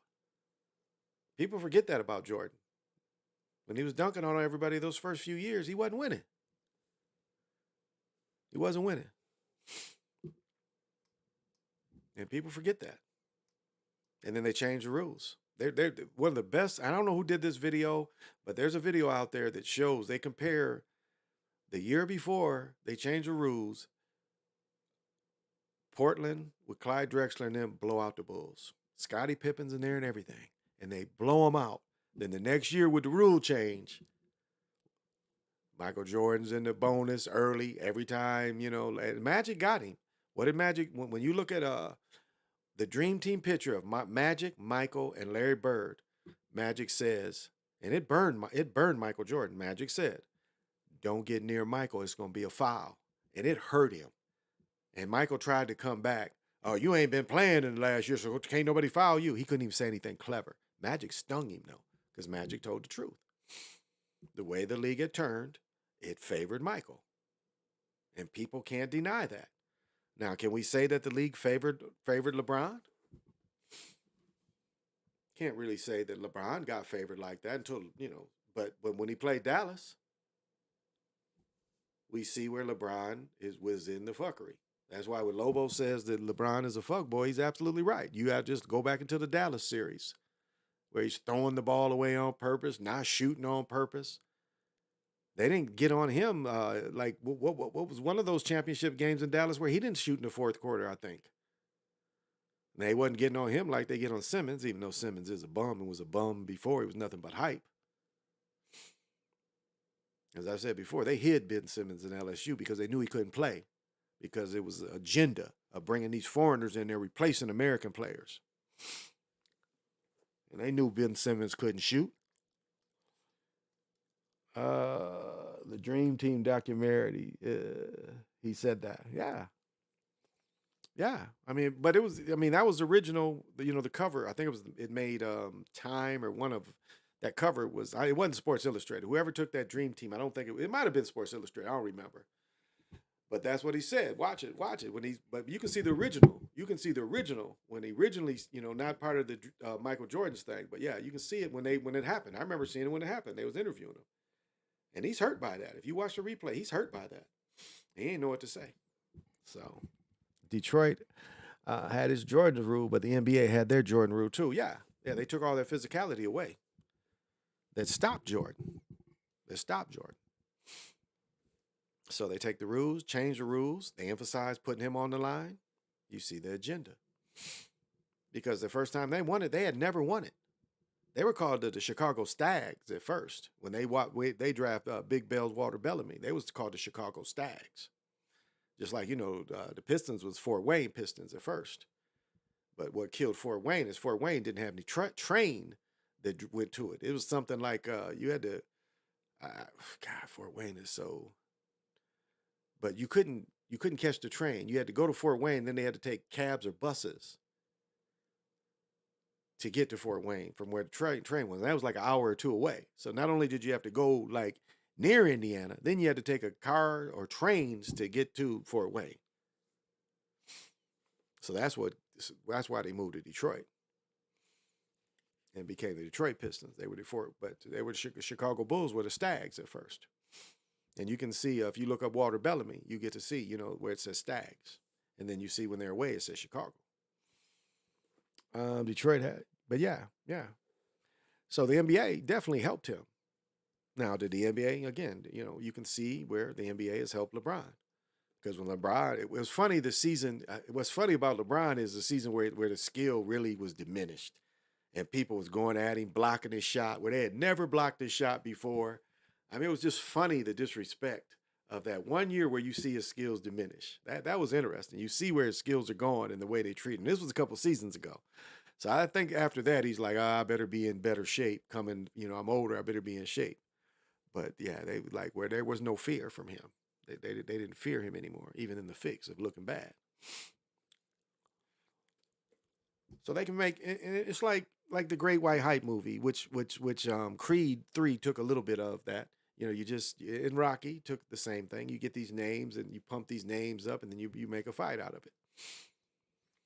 The Creed was a little unrealistic that a dude coming out of prison that had no other fights, his very first fight is a championship fight. Nowhere is that allowed. Nowhere would that be allowed. Even Leon Spinks had 5 fights before he was given the championship.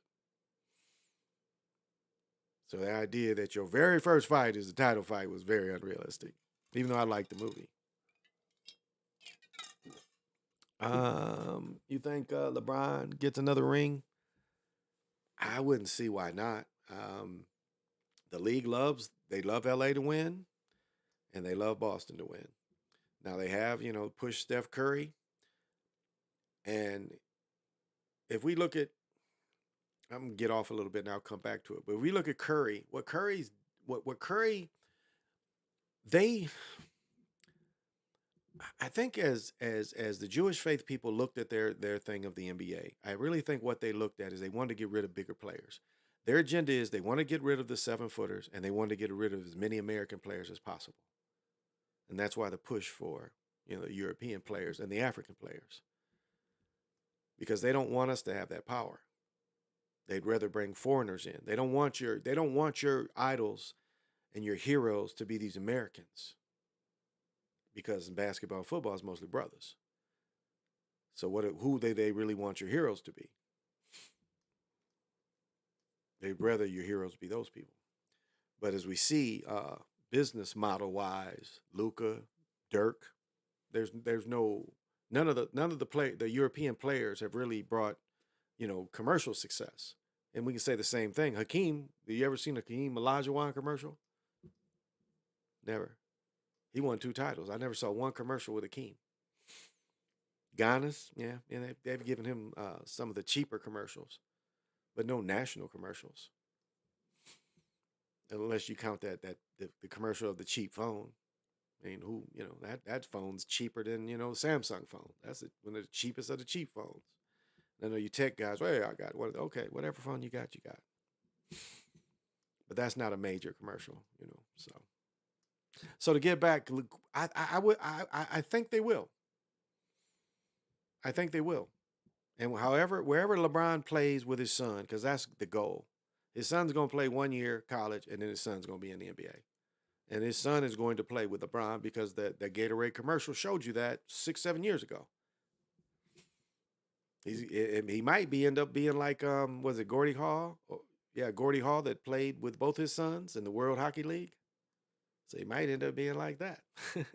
or the Griffey, the Ken Griffey Jr. and Sr. played together for a season. So it could be like that. It could be UConn versus San Diego State National Championship game. His nickname is Aztec. UConn, Skull and Bones. Both have 111 in it, plus the Skull and Bones are Geronimo's skull as their logo. Okay. Yeah, it's a good work. Very well could be. Because you'd have the Husky versus the Aztec. Could be. Could be. And I still say they give it to UConn. That's what it appears. Will there be a new team? I'd say the odds are yes, but knowing the league, I say no. I would say that UConn is going to have it, just the way they do things. But they could surprise us just like they let Baylor win it. So we could be surprised. It's hard to say. But as Lorenzo just put there are so many factors pointing in their favor that they. And if you look how they got rid of all the good teams too. Like, this is one of the weakest Final Fours ever. You can't say this is a strong Final Four, that we have all 4 strong teams. Just because these teams won doesn't mean they're the strongest team. Look how good Kansas State looked against North Carolina. And then look how they looked against San Diego State. Didn't even look like the same team. I mean, when we see that over and over again. I remember Michigan State was one of the top seeds, and they were one of the first number 1 seed to lose to a low seed.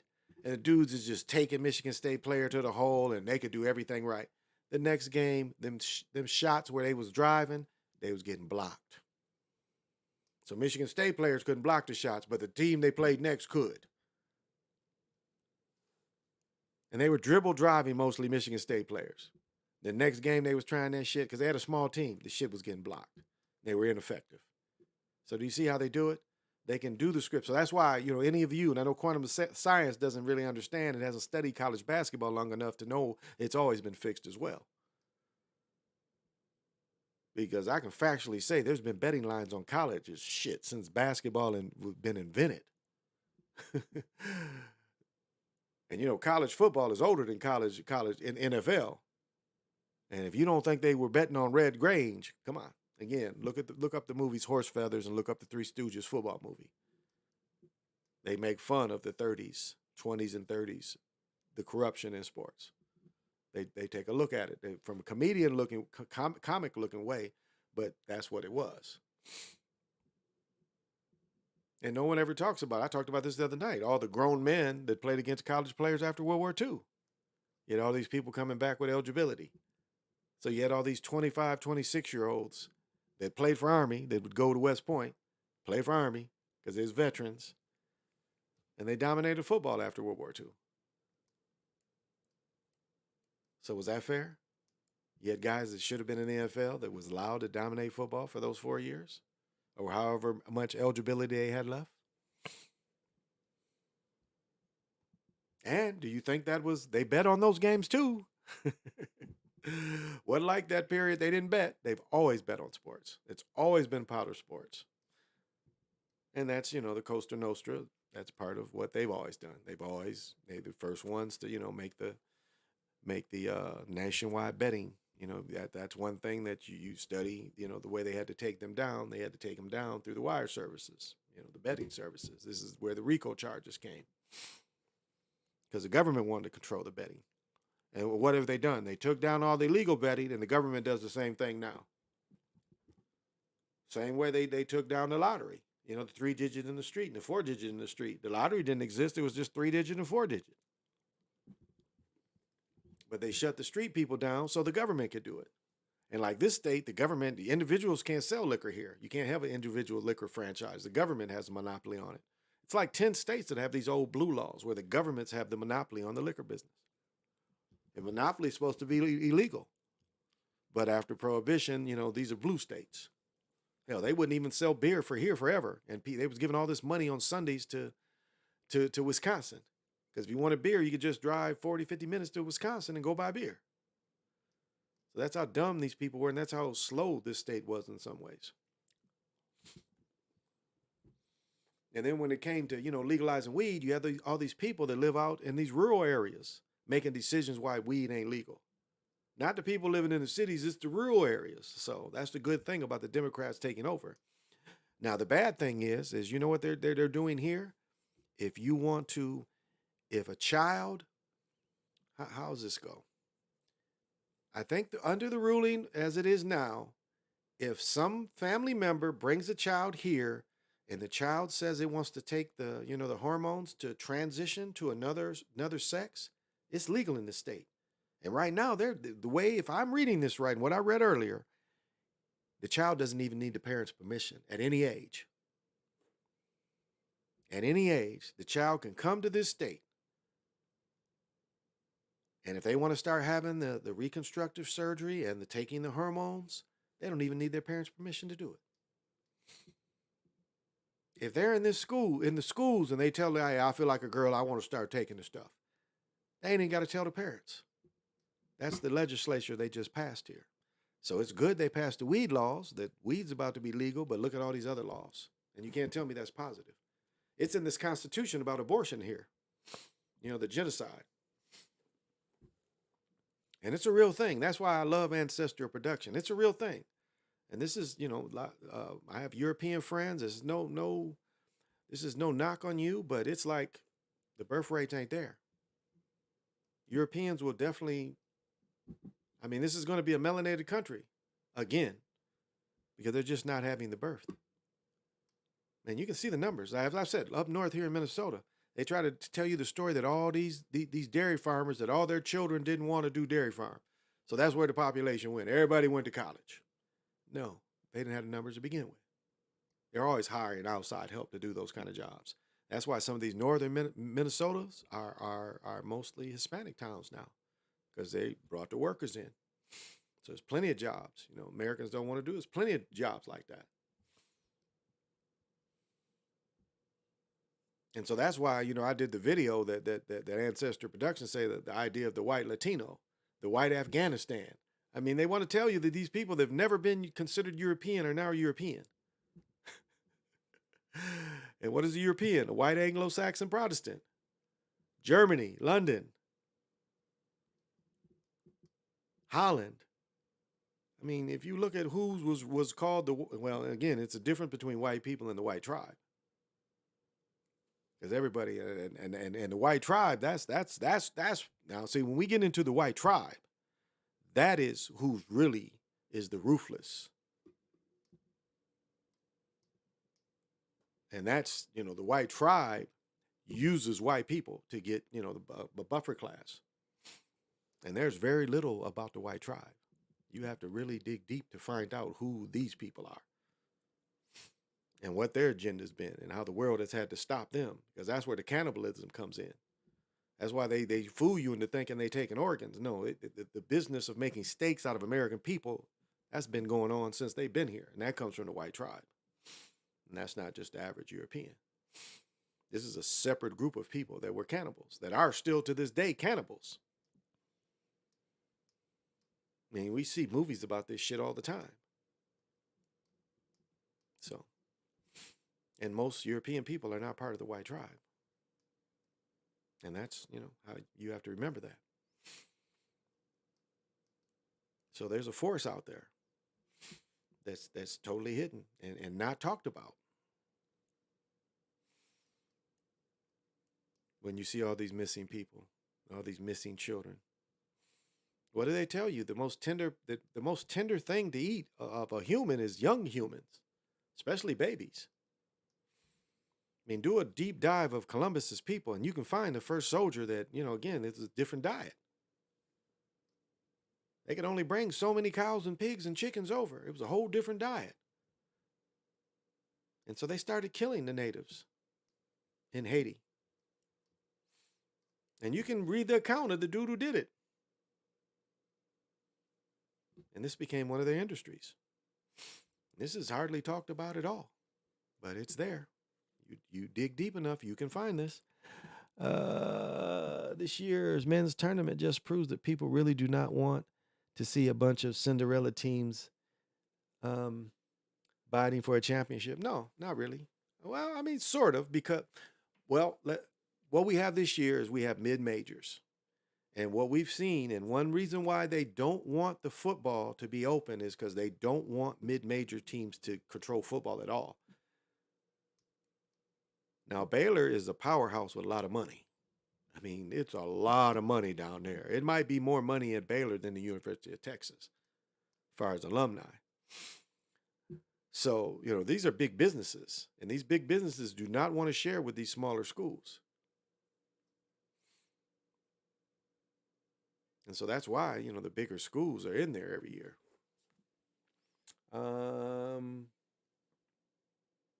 Do you ever create streams on StreamYard? I do, but you know what? Streamlabs, I don't know.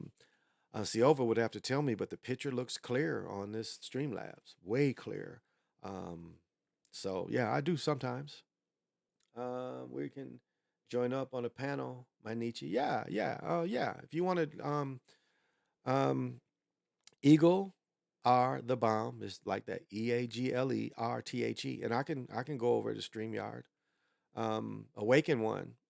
And this can bring in people. Streamlabs can bring in people too. So I can bring in people even on this. But if it's easier for you to do that, we can do that as well.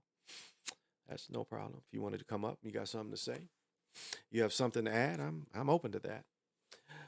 I am very open to that. Anybody ever wants to come up and chop it, I'm open for that. Yeah, but I can go to, I can do StreamYard too. It's just I thought the quality of the picture is not as great. And I quit paying for that. I don't pay for it anymore. Well, maybe I do. Maybe I do. I have to check my accounts because maybe I do. Because I don't need to record with them anymore. I got my own equipment that I'm recording, and recording it in my computer. I'm recording it to my system. So, yeah. But yeah, anytime. Okay, yeah. Let me know. Email me and let me know.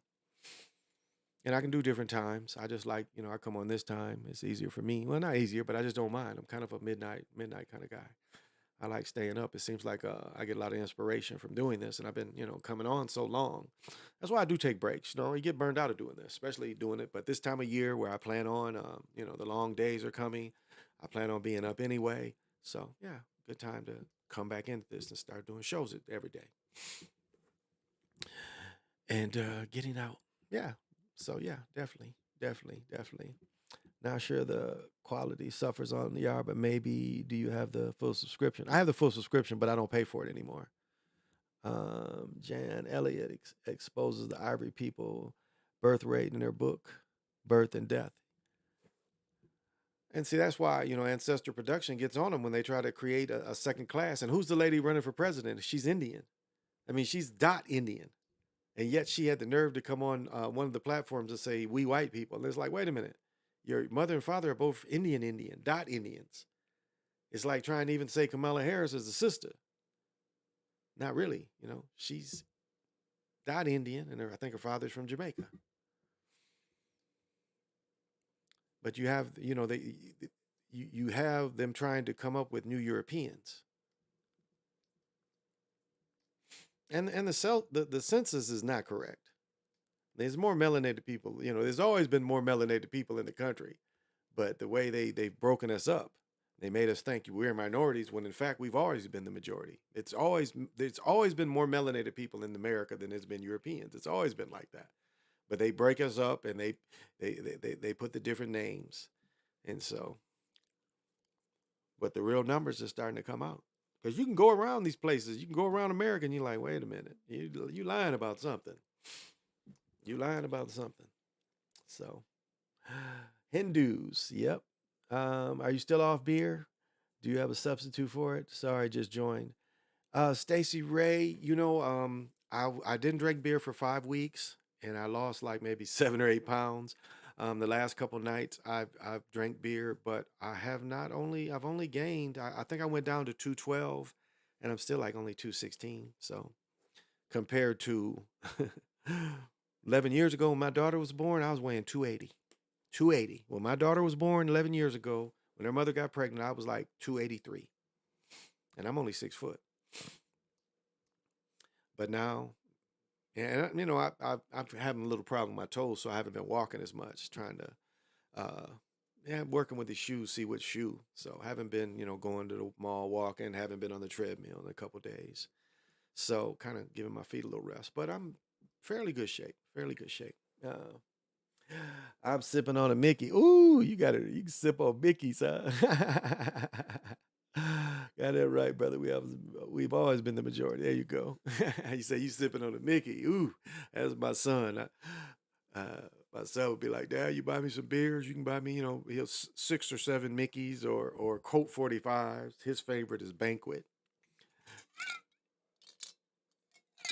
but he'll be 21 in September. So, but that's what he likes. He doesn't. I like um, Elliot Nest. I like the Elliot Nest beer. That's to me, that's the best brown ale. So I drank a bunch of beers last night, so no need to drink beer today. Plus, I've been smoking all day. Oh no, I didn't smoke all day. Let me tell you, I just started smoking the last couple hours.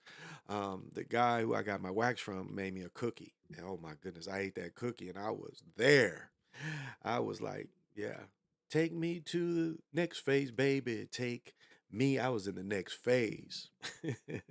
It is funny when people talk to you when you faded. It's just funny. It's just like, you're thinking in your mind, I'm not really listening to you. I'm conversating enough with you to keep it going. But like people be calling me and shit. I'm like, I really want to talk. And it's like when I talk to people, when I say all right, I'm hanging up.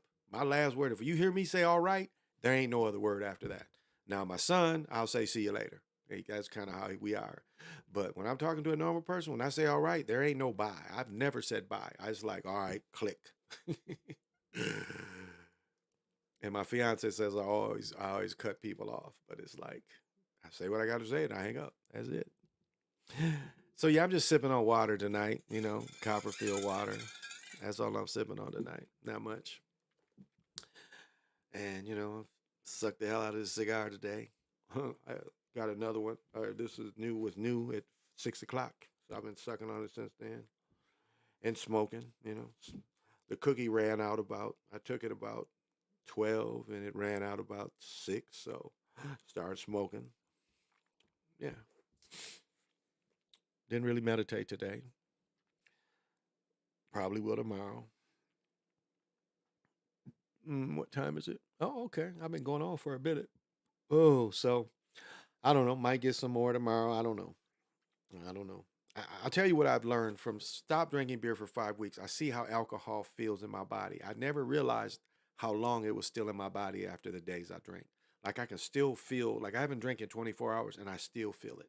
I still feel the alcohol. It's kind of giving me a little bit of acid reflex. I still feel that. So, um, but I like drinking beer too much, and it's not for it's for the taste. It's like if I wouldn't before I quit drinking sweet stuff, it was like if I didn't drink beer, I drink juice or Kool-Aid all night.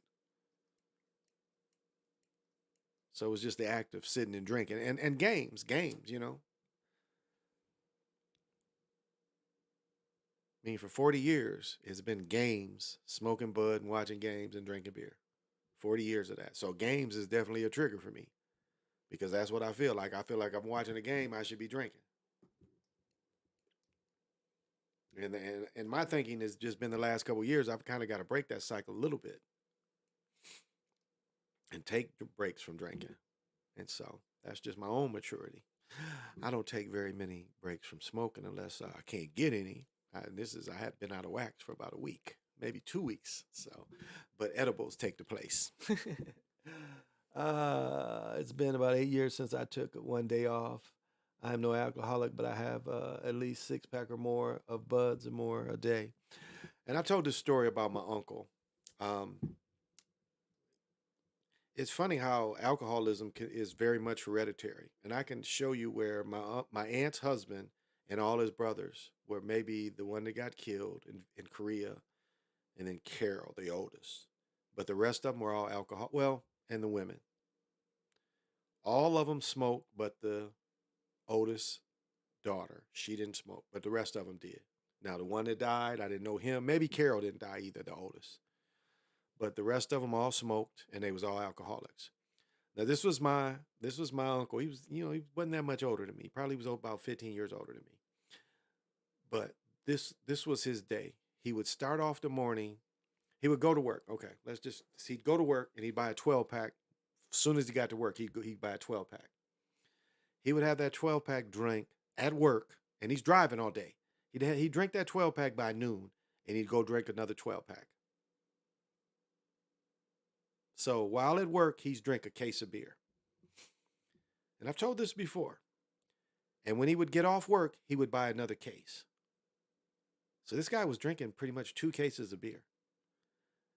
And by the time he turned 50, they found him sprawled out and alcohol poisoning.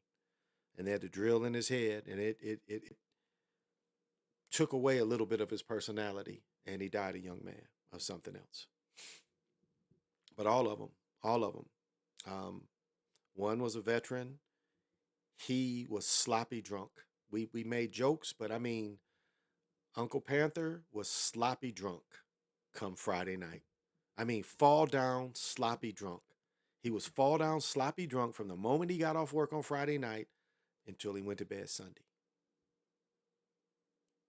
I don't mean I mean hard drunk on the weekends, like stumbling around drunk. Again, he didn't live a long life. My aunt's husband, he lived into his 70s. He had a cigarette scare because he had lung cancer. But he stopped working and he would drink a fifth or two every day. And that catches up with you. I am FSU Noel and Miami is one of our biggest rivals. I got to look further for the CIA thing. Yeah, look that up. It's all about you. There you go, Bob. Yeah, look that up about the University of Miami. If you do any kind of Kennedy studies, or no. Start studying about the Bay of Pigs. That's where you'll come across the University of Miami. You also come across what is it called? The football school that said they won a national championship. And that wasn't Florida Atlantic. That was the other school, but that was another one that you'll come across. So it's University of Miami. There's one more that's CIA schools. But yeah, you would get that information studying the Bay of Pigs, and they did some training at I think it was University of Miami, and it was one other university that was in. Golly, where did Jordan's son go? Was that Florida Atlantic where the Jordan boys played? But it's another school. It's 2 schools down in Miami. And even if you study Howard Hughes, Howard Hughes was CIA, and I'm sure Howard Hughes died in a plane crash in Hollywood, and they replaced him with somebody just to keep that money going, because Howard Hughes was the first time that made America a billionaire. When you have a billionaire, you're getting 600 million in taxes off this dude. So this dude's an asset to the country. Matter of fact, when he had a billion, do you know the tax rate when he had a billion was probably closer to 70%? I'll say that again. Do you know when Howard Hughes was the first billionaire in America, the tax rate was probably 70%, if not 73. I think it was 73% before Reagan or LBJ changed it. Mm, UCF.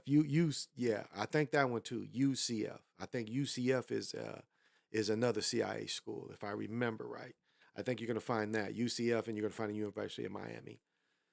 But yeah, the Bay of Pigs. Study. Look that up if you want to find which school. Look that up. It'd be out of the Bay of Pigs, so you ain't even got to mess with all that Kennedy stuff. Just look up the Bay of Pigs. That's where I came across it. It was part. You study about Kennedy. The Bay of Pigs comes up, but you can also just study about the Bay of Pigs. Can really remember exactly how we met, but I'm sure I am from another tribal fam, but I can't come from a drinking malt liquor community. Always honored to be here with you having. Thank you for having. Well, thank you for joining me. From malt liquor. It's funny. They show the indigenous women, and all of them got cigarettes, and all of them drinking 40s. Did you ever saw that picture? Did you ever see that picture? That was interesting. I drank malt liquor in college. Slit malt liquor bull. Do y'all remember the alcohol called Silver? You could get Silver. I forget who made Silver. Yeah, Mickey's. There was a you could buy for $2. You could get 2 gallons of beer called Canadian Ace. It was 2 gallons, or maybe it was a gallon of beer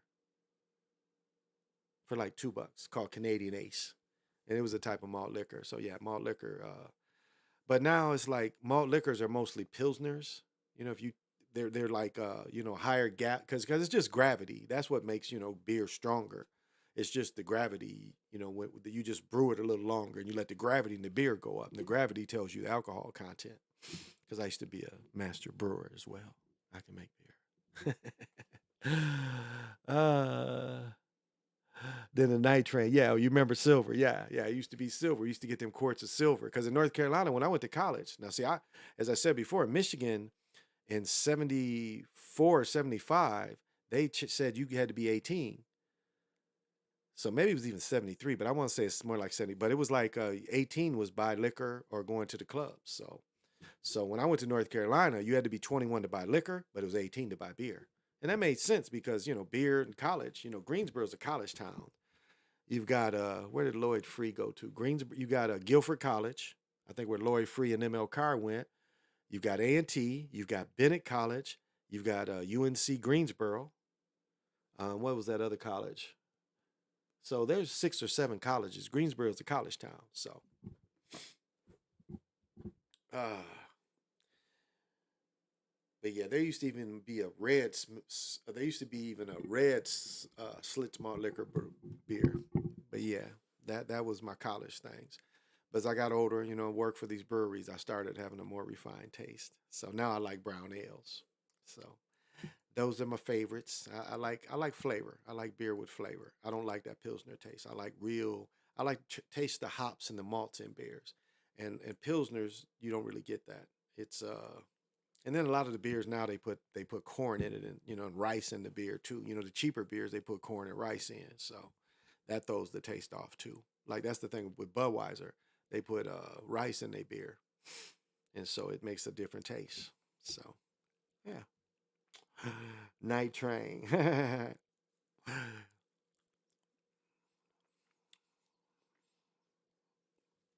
So, well, um, do a little different closing tonight.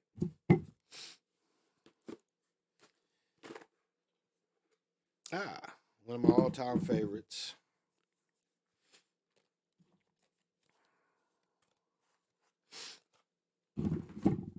Oh,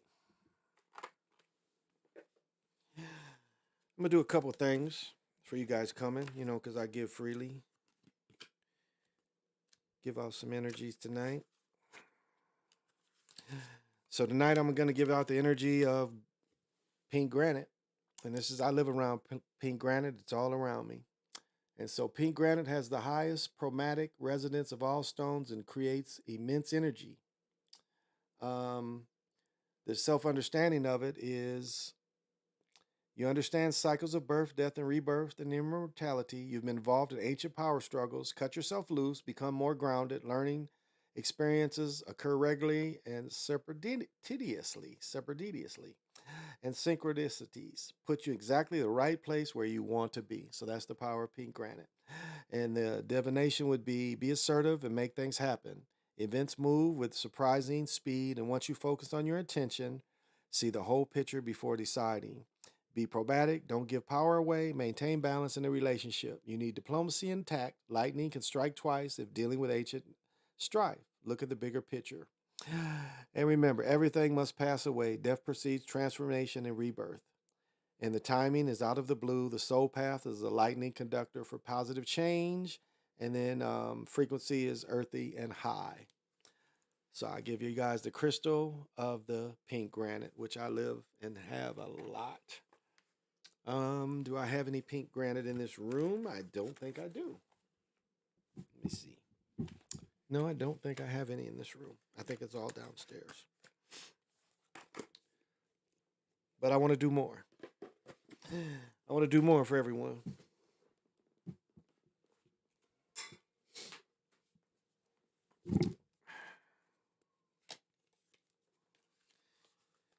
Because it's not just one thing.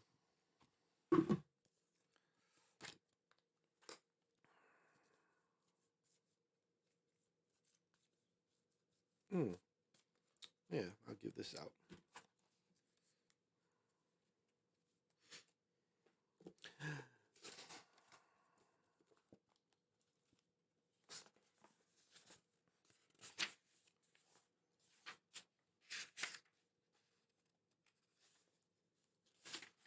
All right, tonight I'm giving everybody, as a spirit animal, I'm giving everybody the fox as a spirit animal. Fox, where are you? Under the ferns, becoming the forest, so I can learn. Are you watching, invisible to me, trying to teach me to become a tree? While fox have many allies in the woodlands, including the foliage, which offers protection and much medicine, fox is seemingly able to vanish amidst the lush undergrowth of the forest. This flora is fox's ally. The ability to mend into one's surrounding and be unnoticed is a powerful gift in one observing the activities of others. Another natural of the gifts is the ability to adapt to winter by changing colors, like the chameleon. Its rich white winter coat allows fox to blend into the snow when the leaves no longer linger. Fox medicine involves adaptability, cunning, observation, integration, and swiftness of thought and action. These traits may also include quick decisiveness, sure-footedness in the physical world. Fox's ability to be unseen allows it to be the protector of the family unit. If danger arises, Fox is Johnny on the spot. Nanu Wahoo, great spirit in the Choctaw tongue, honors the fox with the duty of keeping the family together and safe. This is accomplished through Fox's ability to observe undetected without making others self-conscious. Fox is always concerned with the safety of family members and is an excellent talisman for those traveling far afield. If Fox has chosen to share its medicine with you, it is a sign that you are to become like the wind, which is unseen yet is able to weave into and through any location or situation. You are to weave into any location or situation. You would be wise to observe the acts of others rather than their words at the time. Use your cunning nature in a positive way. Keep silent about who and what and why you are observing. In learning the art of camouflage, you need to test your abilities to pull this off.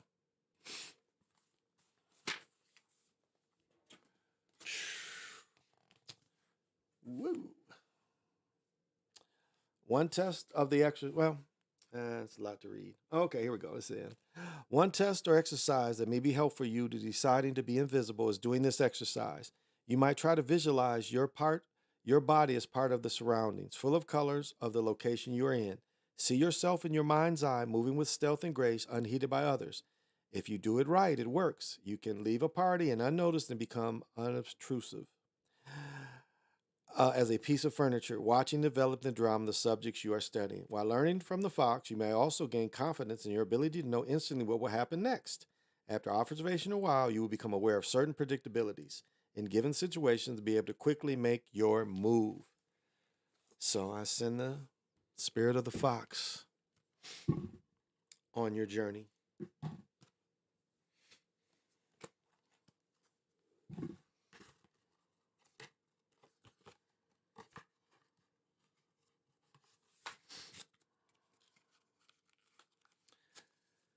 And so I give these gifts out, and I hope it's helpful. Ever the red trolley or fat tire? Yeah, I tried those two. I've tried fat tire, and it's Pilsner like. Red trolley, though, I have to look for that one. I haven't had that one. When I was a child in the 90s, two malt liquors, Colt 45 and Zeiss. Colt 45 because of Billy D. Don't let the smooth taste fill you. And St. Ives because of the rappers. Yeah. And I told the story before. We used to go to Detroit and get St. Ives, and we used to host these teenage parties. And we had in like empty, like our house rental houses, or we'd rent a house, empty properties, and we would give little teenage parties. And we would go get the St. Ives, which in Detroit cost about, I think it was like $1.80 that we would get them in Detroit, and go back to Battle Creek and sell them for $5. So we was getting them like $1.80, driving them back to Battle Creek. And we was getting a couple cases, and then driving back to Battle Creek and selling them at these kitty parties. And it wasn't like they was taking them. Nah, none of that. Most of them didn't drive. So, but yeah, my boy Eric, that was his hustle. I was like, okay, I'll help you with the hustle. Make sure nobody's fighting up in there. And boys, young people ain't bringing guns up in there. We had the only guns, so. But yeah, we used to make money and charge them. We charge them to come in and charge them to buy the St. Ives, charge them to buy weed if they wanted weed and they ain't have weed. Ah, yeah. Yeah, that's my St. Ives story. We used to go to Detroit like every other day and get cases of that shit. And like the Dre Day video when they opened it, there's nothing but St. Ives. That's what we had. When you get to parties, they couldn't touch the fridge unless they paid $5. And it was like we was getting them it was almost like $1 sometimes. It wasn't that much. It was like, but I think it was like $1.50, and we was selling them for $5. So we made our money. St. Ives huge in Los Angeles early '90s, late '80s. Yeah. When Detroit was the first place that had them in Michigan. They was in Detroit, and they didn't sell them in Battle Creek. And so yeah, we was the one bringing them back to Battle Creek. Yeah. Yeah, Snoop said his first commercial, his first 100,000 was from a St. Ives commercial. You guys remember that first St. Ives commercial for Snoop? He said that was the first time he had got $100,000 check. So yeah. And that's how the media, movies and shit made people think, well, we need to be drinking this. These niggas is drinking it on the movie theaters. We need to drink it too, and that's kind of what it was. It's like that Boys in the Hood shit. It is really made other people think they was missing out. Like Coors, Coors in the '80s, people was going out west to get that shit. Coors wasn't across the Mississippi River, and then when it finally came in the '80s, people went crazy over Coors when I was living in North Carolina, and it didn't taste. Coors burns up my stomach. The best Coors beer is Killian's by far. That is the best beer they make. And they used to make a Killian's Dark, which they don't make anymore. They used to make a Killian's, well, it's the Killian's Red, but they used to make another Killian's. It was another Killian's. There used to be two type of Killian's. Now it's just one. But that shit, I can't drink that Coors beer. It tears up my stomach. I don't know what's in it. It tears up my stomach, but I can't drink it. Now I've seen my mama and her friends drink them. Let me see. Mission Muds. What'd he say? My mama and friends drank them, get together, but didn't they? They was drinking because I was young. But once I got middle school, I knew what it was. Okay. Yeah. Yeah. uh, uh, say you don't really know exactly how we met, but sure from another tribal family. Could be. And through my brother too. You know my brother. They call him Triple. Triple, Nippy. They took his show off. And I hope to have him on. He has a lot to say. And I gotta find this stuff he was telling me. So I can kind of, because I gotta order, I've actually gotta go to the magic shop to get these books on John Dee. So I can get these tablets. I think it's because what John Dee did is started his own language. Eulichtian, I think is how you pronounce it. These tablets, and this is part of how our reality is done. So I've got to go get those books. I thought my Jumanji book had the magician's tablets in it, which is a lot of the same thing, but it doesn't. So, and I thought the keys have it, and so it's interesting picking up those books because you forget. There's ways to practice this stuff that you can be successful. And a lot of these books kind of show you how. It's like Zach and them don't practice. They practice gematria. They don't practice gematsi. And gematsi is pendulums. Gematria is beans. This is gematsi. And as did I put the book up? Let me see how these books right here.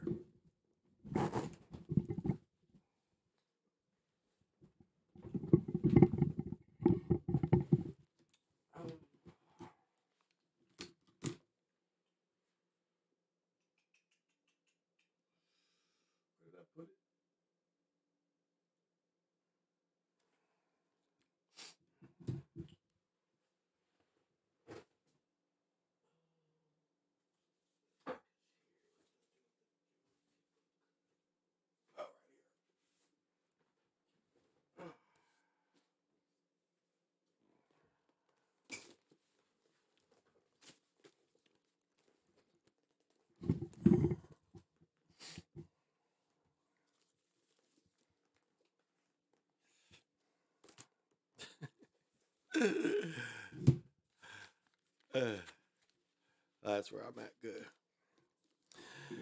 Oh.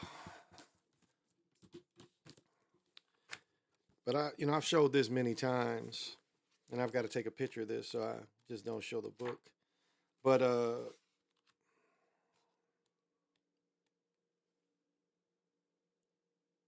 maybe I do have some of this. Yeah, I think I have some of this. 16 geometric figures. Yeah. Yeah, this ain't quite it. But I've showed this many times. And this is Gematsu. And through that system, through this system here, is you have an idea. You have an idea. And so your idea is actually alive. And I've showed this many times. You put your idea, and this is a way for your idea to physically live. It lives through all these different dimensions. And then as the idea gets more honed through, it's like you're filtered. So it's like your idea lives in each of these dimensions. And then your idea gets more refined. And then it gets more refined until finally it gets to this. And this is the best outcome, the more than likely outcome of your idea. But this is a way to make your ideas actually live. So, but yeah, these tables are not quite what I need. And I show this book all the time.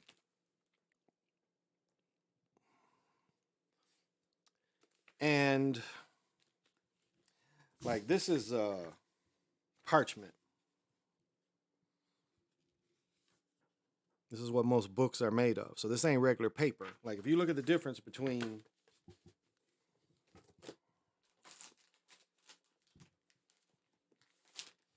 see, this is paper. See, this is paper.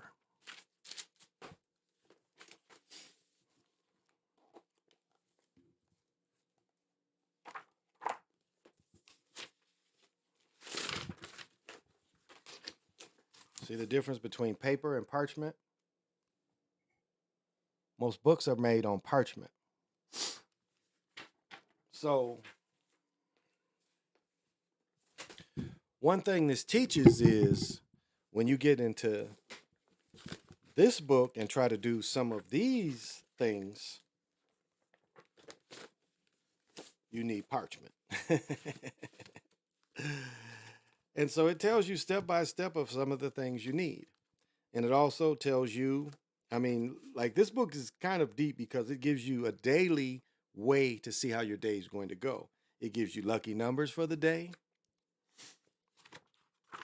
And most importantly, it tells you, and this is something they definitely copied from the Americas, because something in the Americas is they have different, like, I've done different cards. Like when I get into these cards, when you start studying, the science of the Mayans and the omen, they have day gods. They have gods over each day. Now, so what they've done is they've copied this and they've given them biblical names. Like, so take the day of is this Tuesday? Tuesday, it looks like the main god on Tuesday is Samuel. And so Samuel repeats. So at 1 o'clock, it's his hour. And then again at 8 o'clock, it's his hour. And then again at 3 o'clock. And then that evening at 10 o'clock. So that's kind of how it goes. So you would take your parchment, you would take your circle, and then you would concentrate on one of these gods. Or one of these are set up as angels. So if you're trying to do something, you're trying to manifest, you would go to one of these angels and you say, okay, I need this done at 3 o'clock. Well, this is the angel. And this is kind of how you would do it. And this is just to simply manifest. And there's nothing, there's no side of this. There's no evil to this. There's no good. It's just, this is a way to manifest. It's not caught in good and evil. It's just caught in a way to do things. That's all.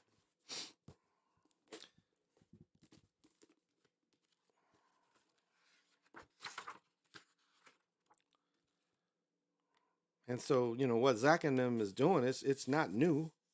It's been done and practiced. And I've showed these before. These are other ways to, get Jumansi. It's not just about pendulums.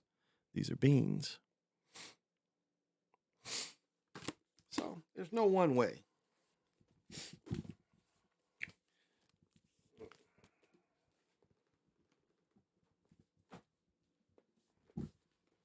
So it's no one way.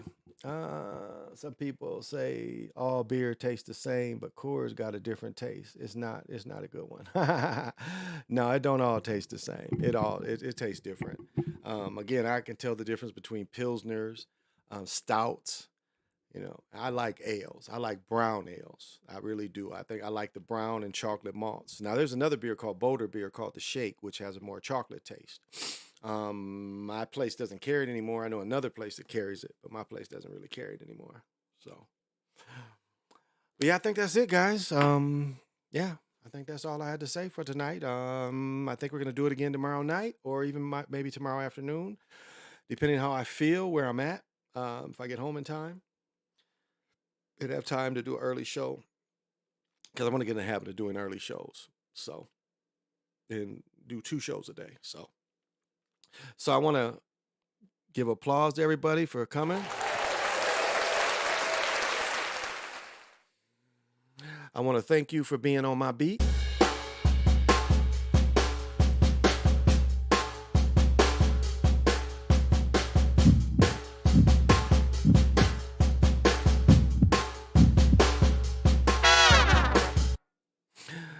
And I want to wake you up early in the morning. Can you get funky with me early in the morning? Calling all cars. Are we on the air? Are we on the air? Well, thank you guys. Thank you for coming. PJ. PJ, do you see any velvet hats? They're coming out with a velvet edition hat, and only ones they're showing right now is their blue velvet. And the Braves, the Brewers, but none of them, like all of them are really big hats. So let me know if you see a line on the velvet hats, because so far I can't find one that fits me. But yeah, look, the velvet blue hats, that's a new line that came out, and they not selling up here. Now, I might have to go out to the Mall of America and see if they got any in there yet. So, yeah. And pretty soon we'll break out the summer stuff. Just got me a new station. Okay. You got your new station? Okay. Where I see them at, let me look this up.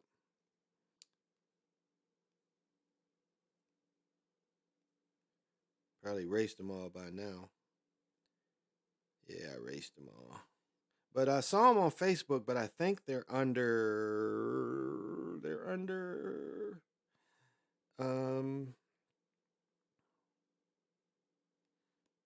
let me see if it'll come up.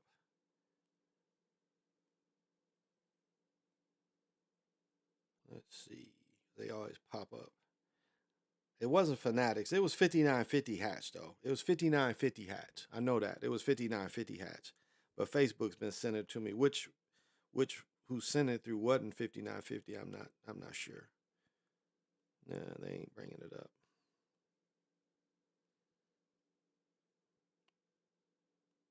No, it's not coming. Oh, yeah, it's New Era. It's New Era. Yeah, it's definitely New Era. It's New Era hats.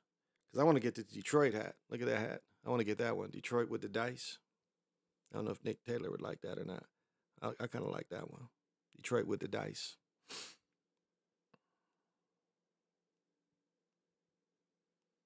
And I don't think basketball hats are nice as other hats. Now they got the Knicks with the hat with the dice too. So they probably got the Timberwolves with the dice.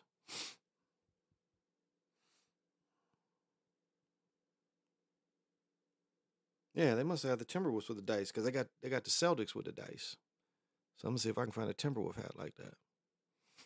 And they didn't even, again, was up there yesterday. They didn't have the damn Timberwolf store open. Again, they had the Timberwolf store closed. That seems ridiculous. You got the high school championships there. You got like 14, 15,000 people there, and you got the damn store closed. So that didn't make sense to me. That did not make sense to me, but that's how they do. Yeah, so it's 5950 hats. If you ever come across, or anybody come across this, send me an email or let me know.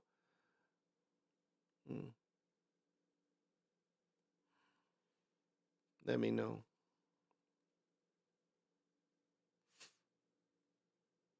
Yeah, but it's 5950 hats. So yeah. And they're on sale. Yeah, they're on sale for $37. But again, I can wear, like, I think that hat you sent me, PJ sent me, was 7. My hat size is 7 3/8, but I can wear up to a 7 5/8 too. So but yeah, they just got like the big hats closer to 8. So my head ain't that big. So 7 3/8 preferably, but yeah, I got to go out to the Mall of America and see the outlets. Mall of America, I don't know, the outlets had about the same stuff. So, but there's 4 lids in the Mall of America, and the outlet only got 2. So might have to make a trip out there. Yeah, because I like those. That's the only ones really catch my eye. That last NBA hat I got, that hat cost me $5. Like the NBA mono with the green, like the Timberwolf NBA hat, $5. So you fuck with these places enough, and these hats is normally about $50. Like you buy a new hat is $45, I think. But I got the discounted lids. I get 20% off of everything. It costs me, I think, $10-$20 a year to get 20% off of everything, and I buy hats almost every month. Where I'll send you UCLA cap. UCLA. I used to have a UCLA hat not too long ago. Cause yeah, that gold and blue is kind of sweet. Gold, white, and blue is kind of sweet. And I really like those on TV, the Golden State uniforms with the lotus on it, cause that really looks that looks clean. When they have those lotus, but it's a big flower. If you look at the jersey, it's a big flower. So I don't know. On camera, that big lotus on the bottom of the jersey, the gold, that really looks nice. But when I looked at the jersey, I don't know. The jersey's kind of I don't know. Oh, okay. Well, you're welcome, man. You're really welcome. And I look for stuff, if there's more stuff I see, because I know you wanted that warm up. That's why I was looking at warm ups in there. There was a warm up I didn't have, and I was like, damn, the place is locked. And I don't know, I don't know if we're gonna be able to make another game because they had some coats in there I wanted to see, and they had some hats I didn't have, but yeah, it was locked. So yeah, so I still, I know you said you was looking at some of the warm ups, and that's what I saw. I saw some nice warm ups in there, but both times I went in there recently, it was closed. So yeah. Well, I'm gonna sign off. Thank y'all. I appreciate it. Whoops. I appreciate everybody that came in tonight. Thank you for coming in. You see, I'm trying to get a greater handle on the equipment, and so that's still a work in progress. But and getting everything involved. But it's coming. It's definitely coming. And anybody ever wants to come on and join me, that's always open. That's always open. So I'm just as good listener as I am a host. So I want to thank everybody for coming in, giving me support.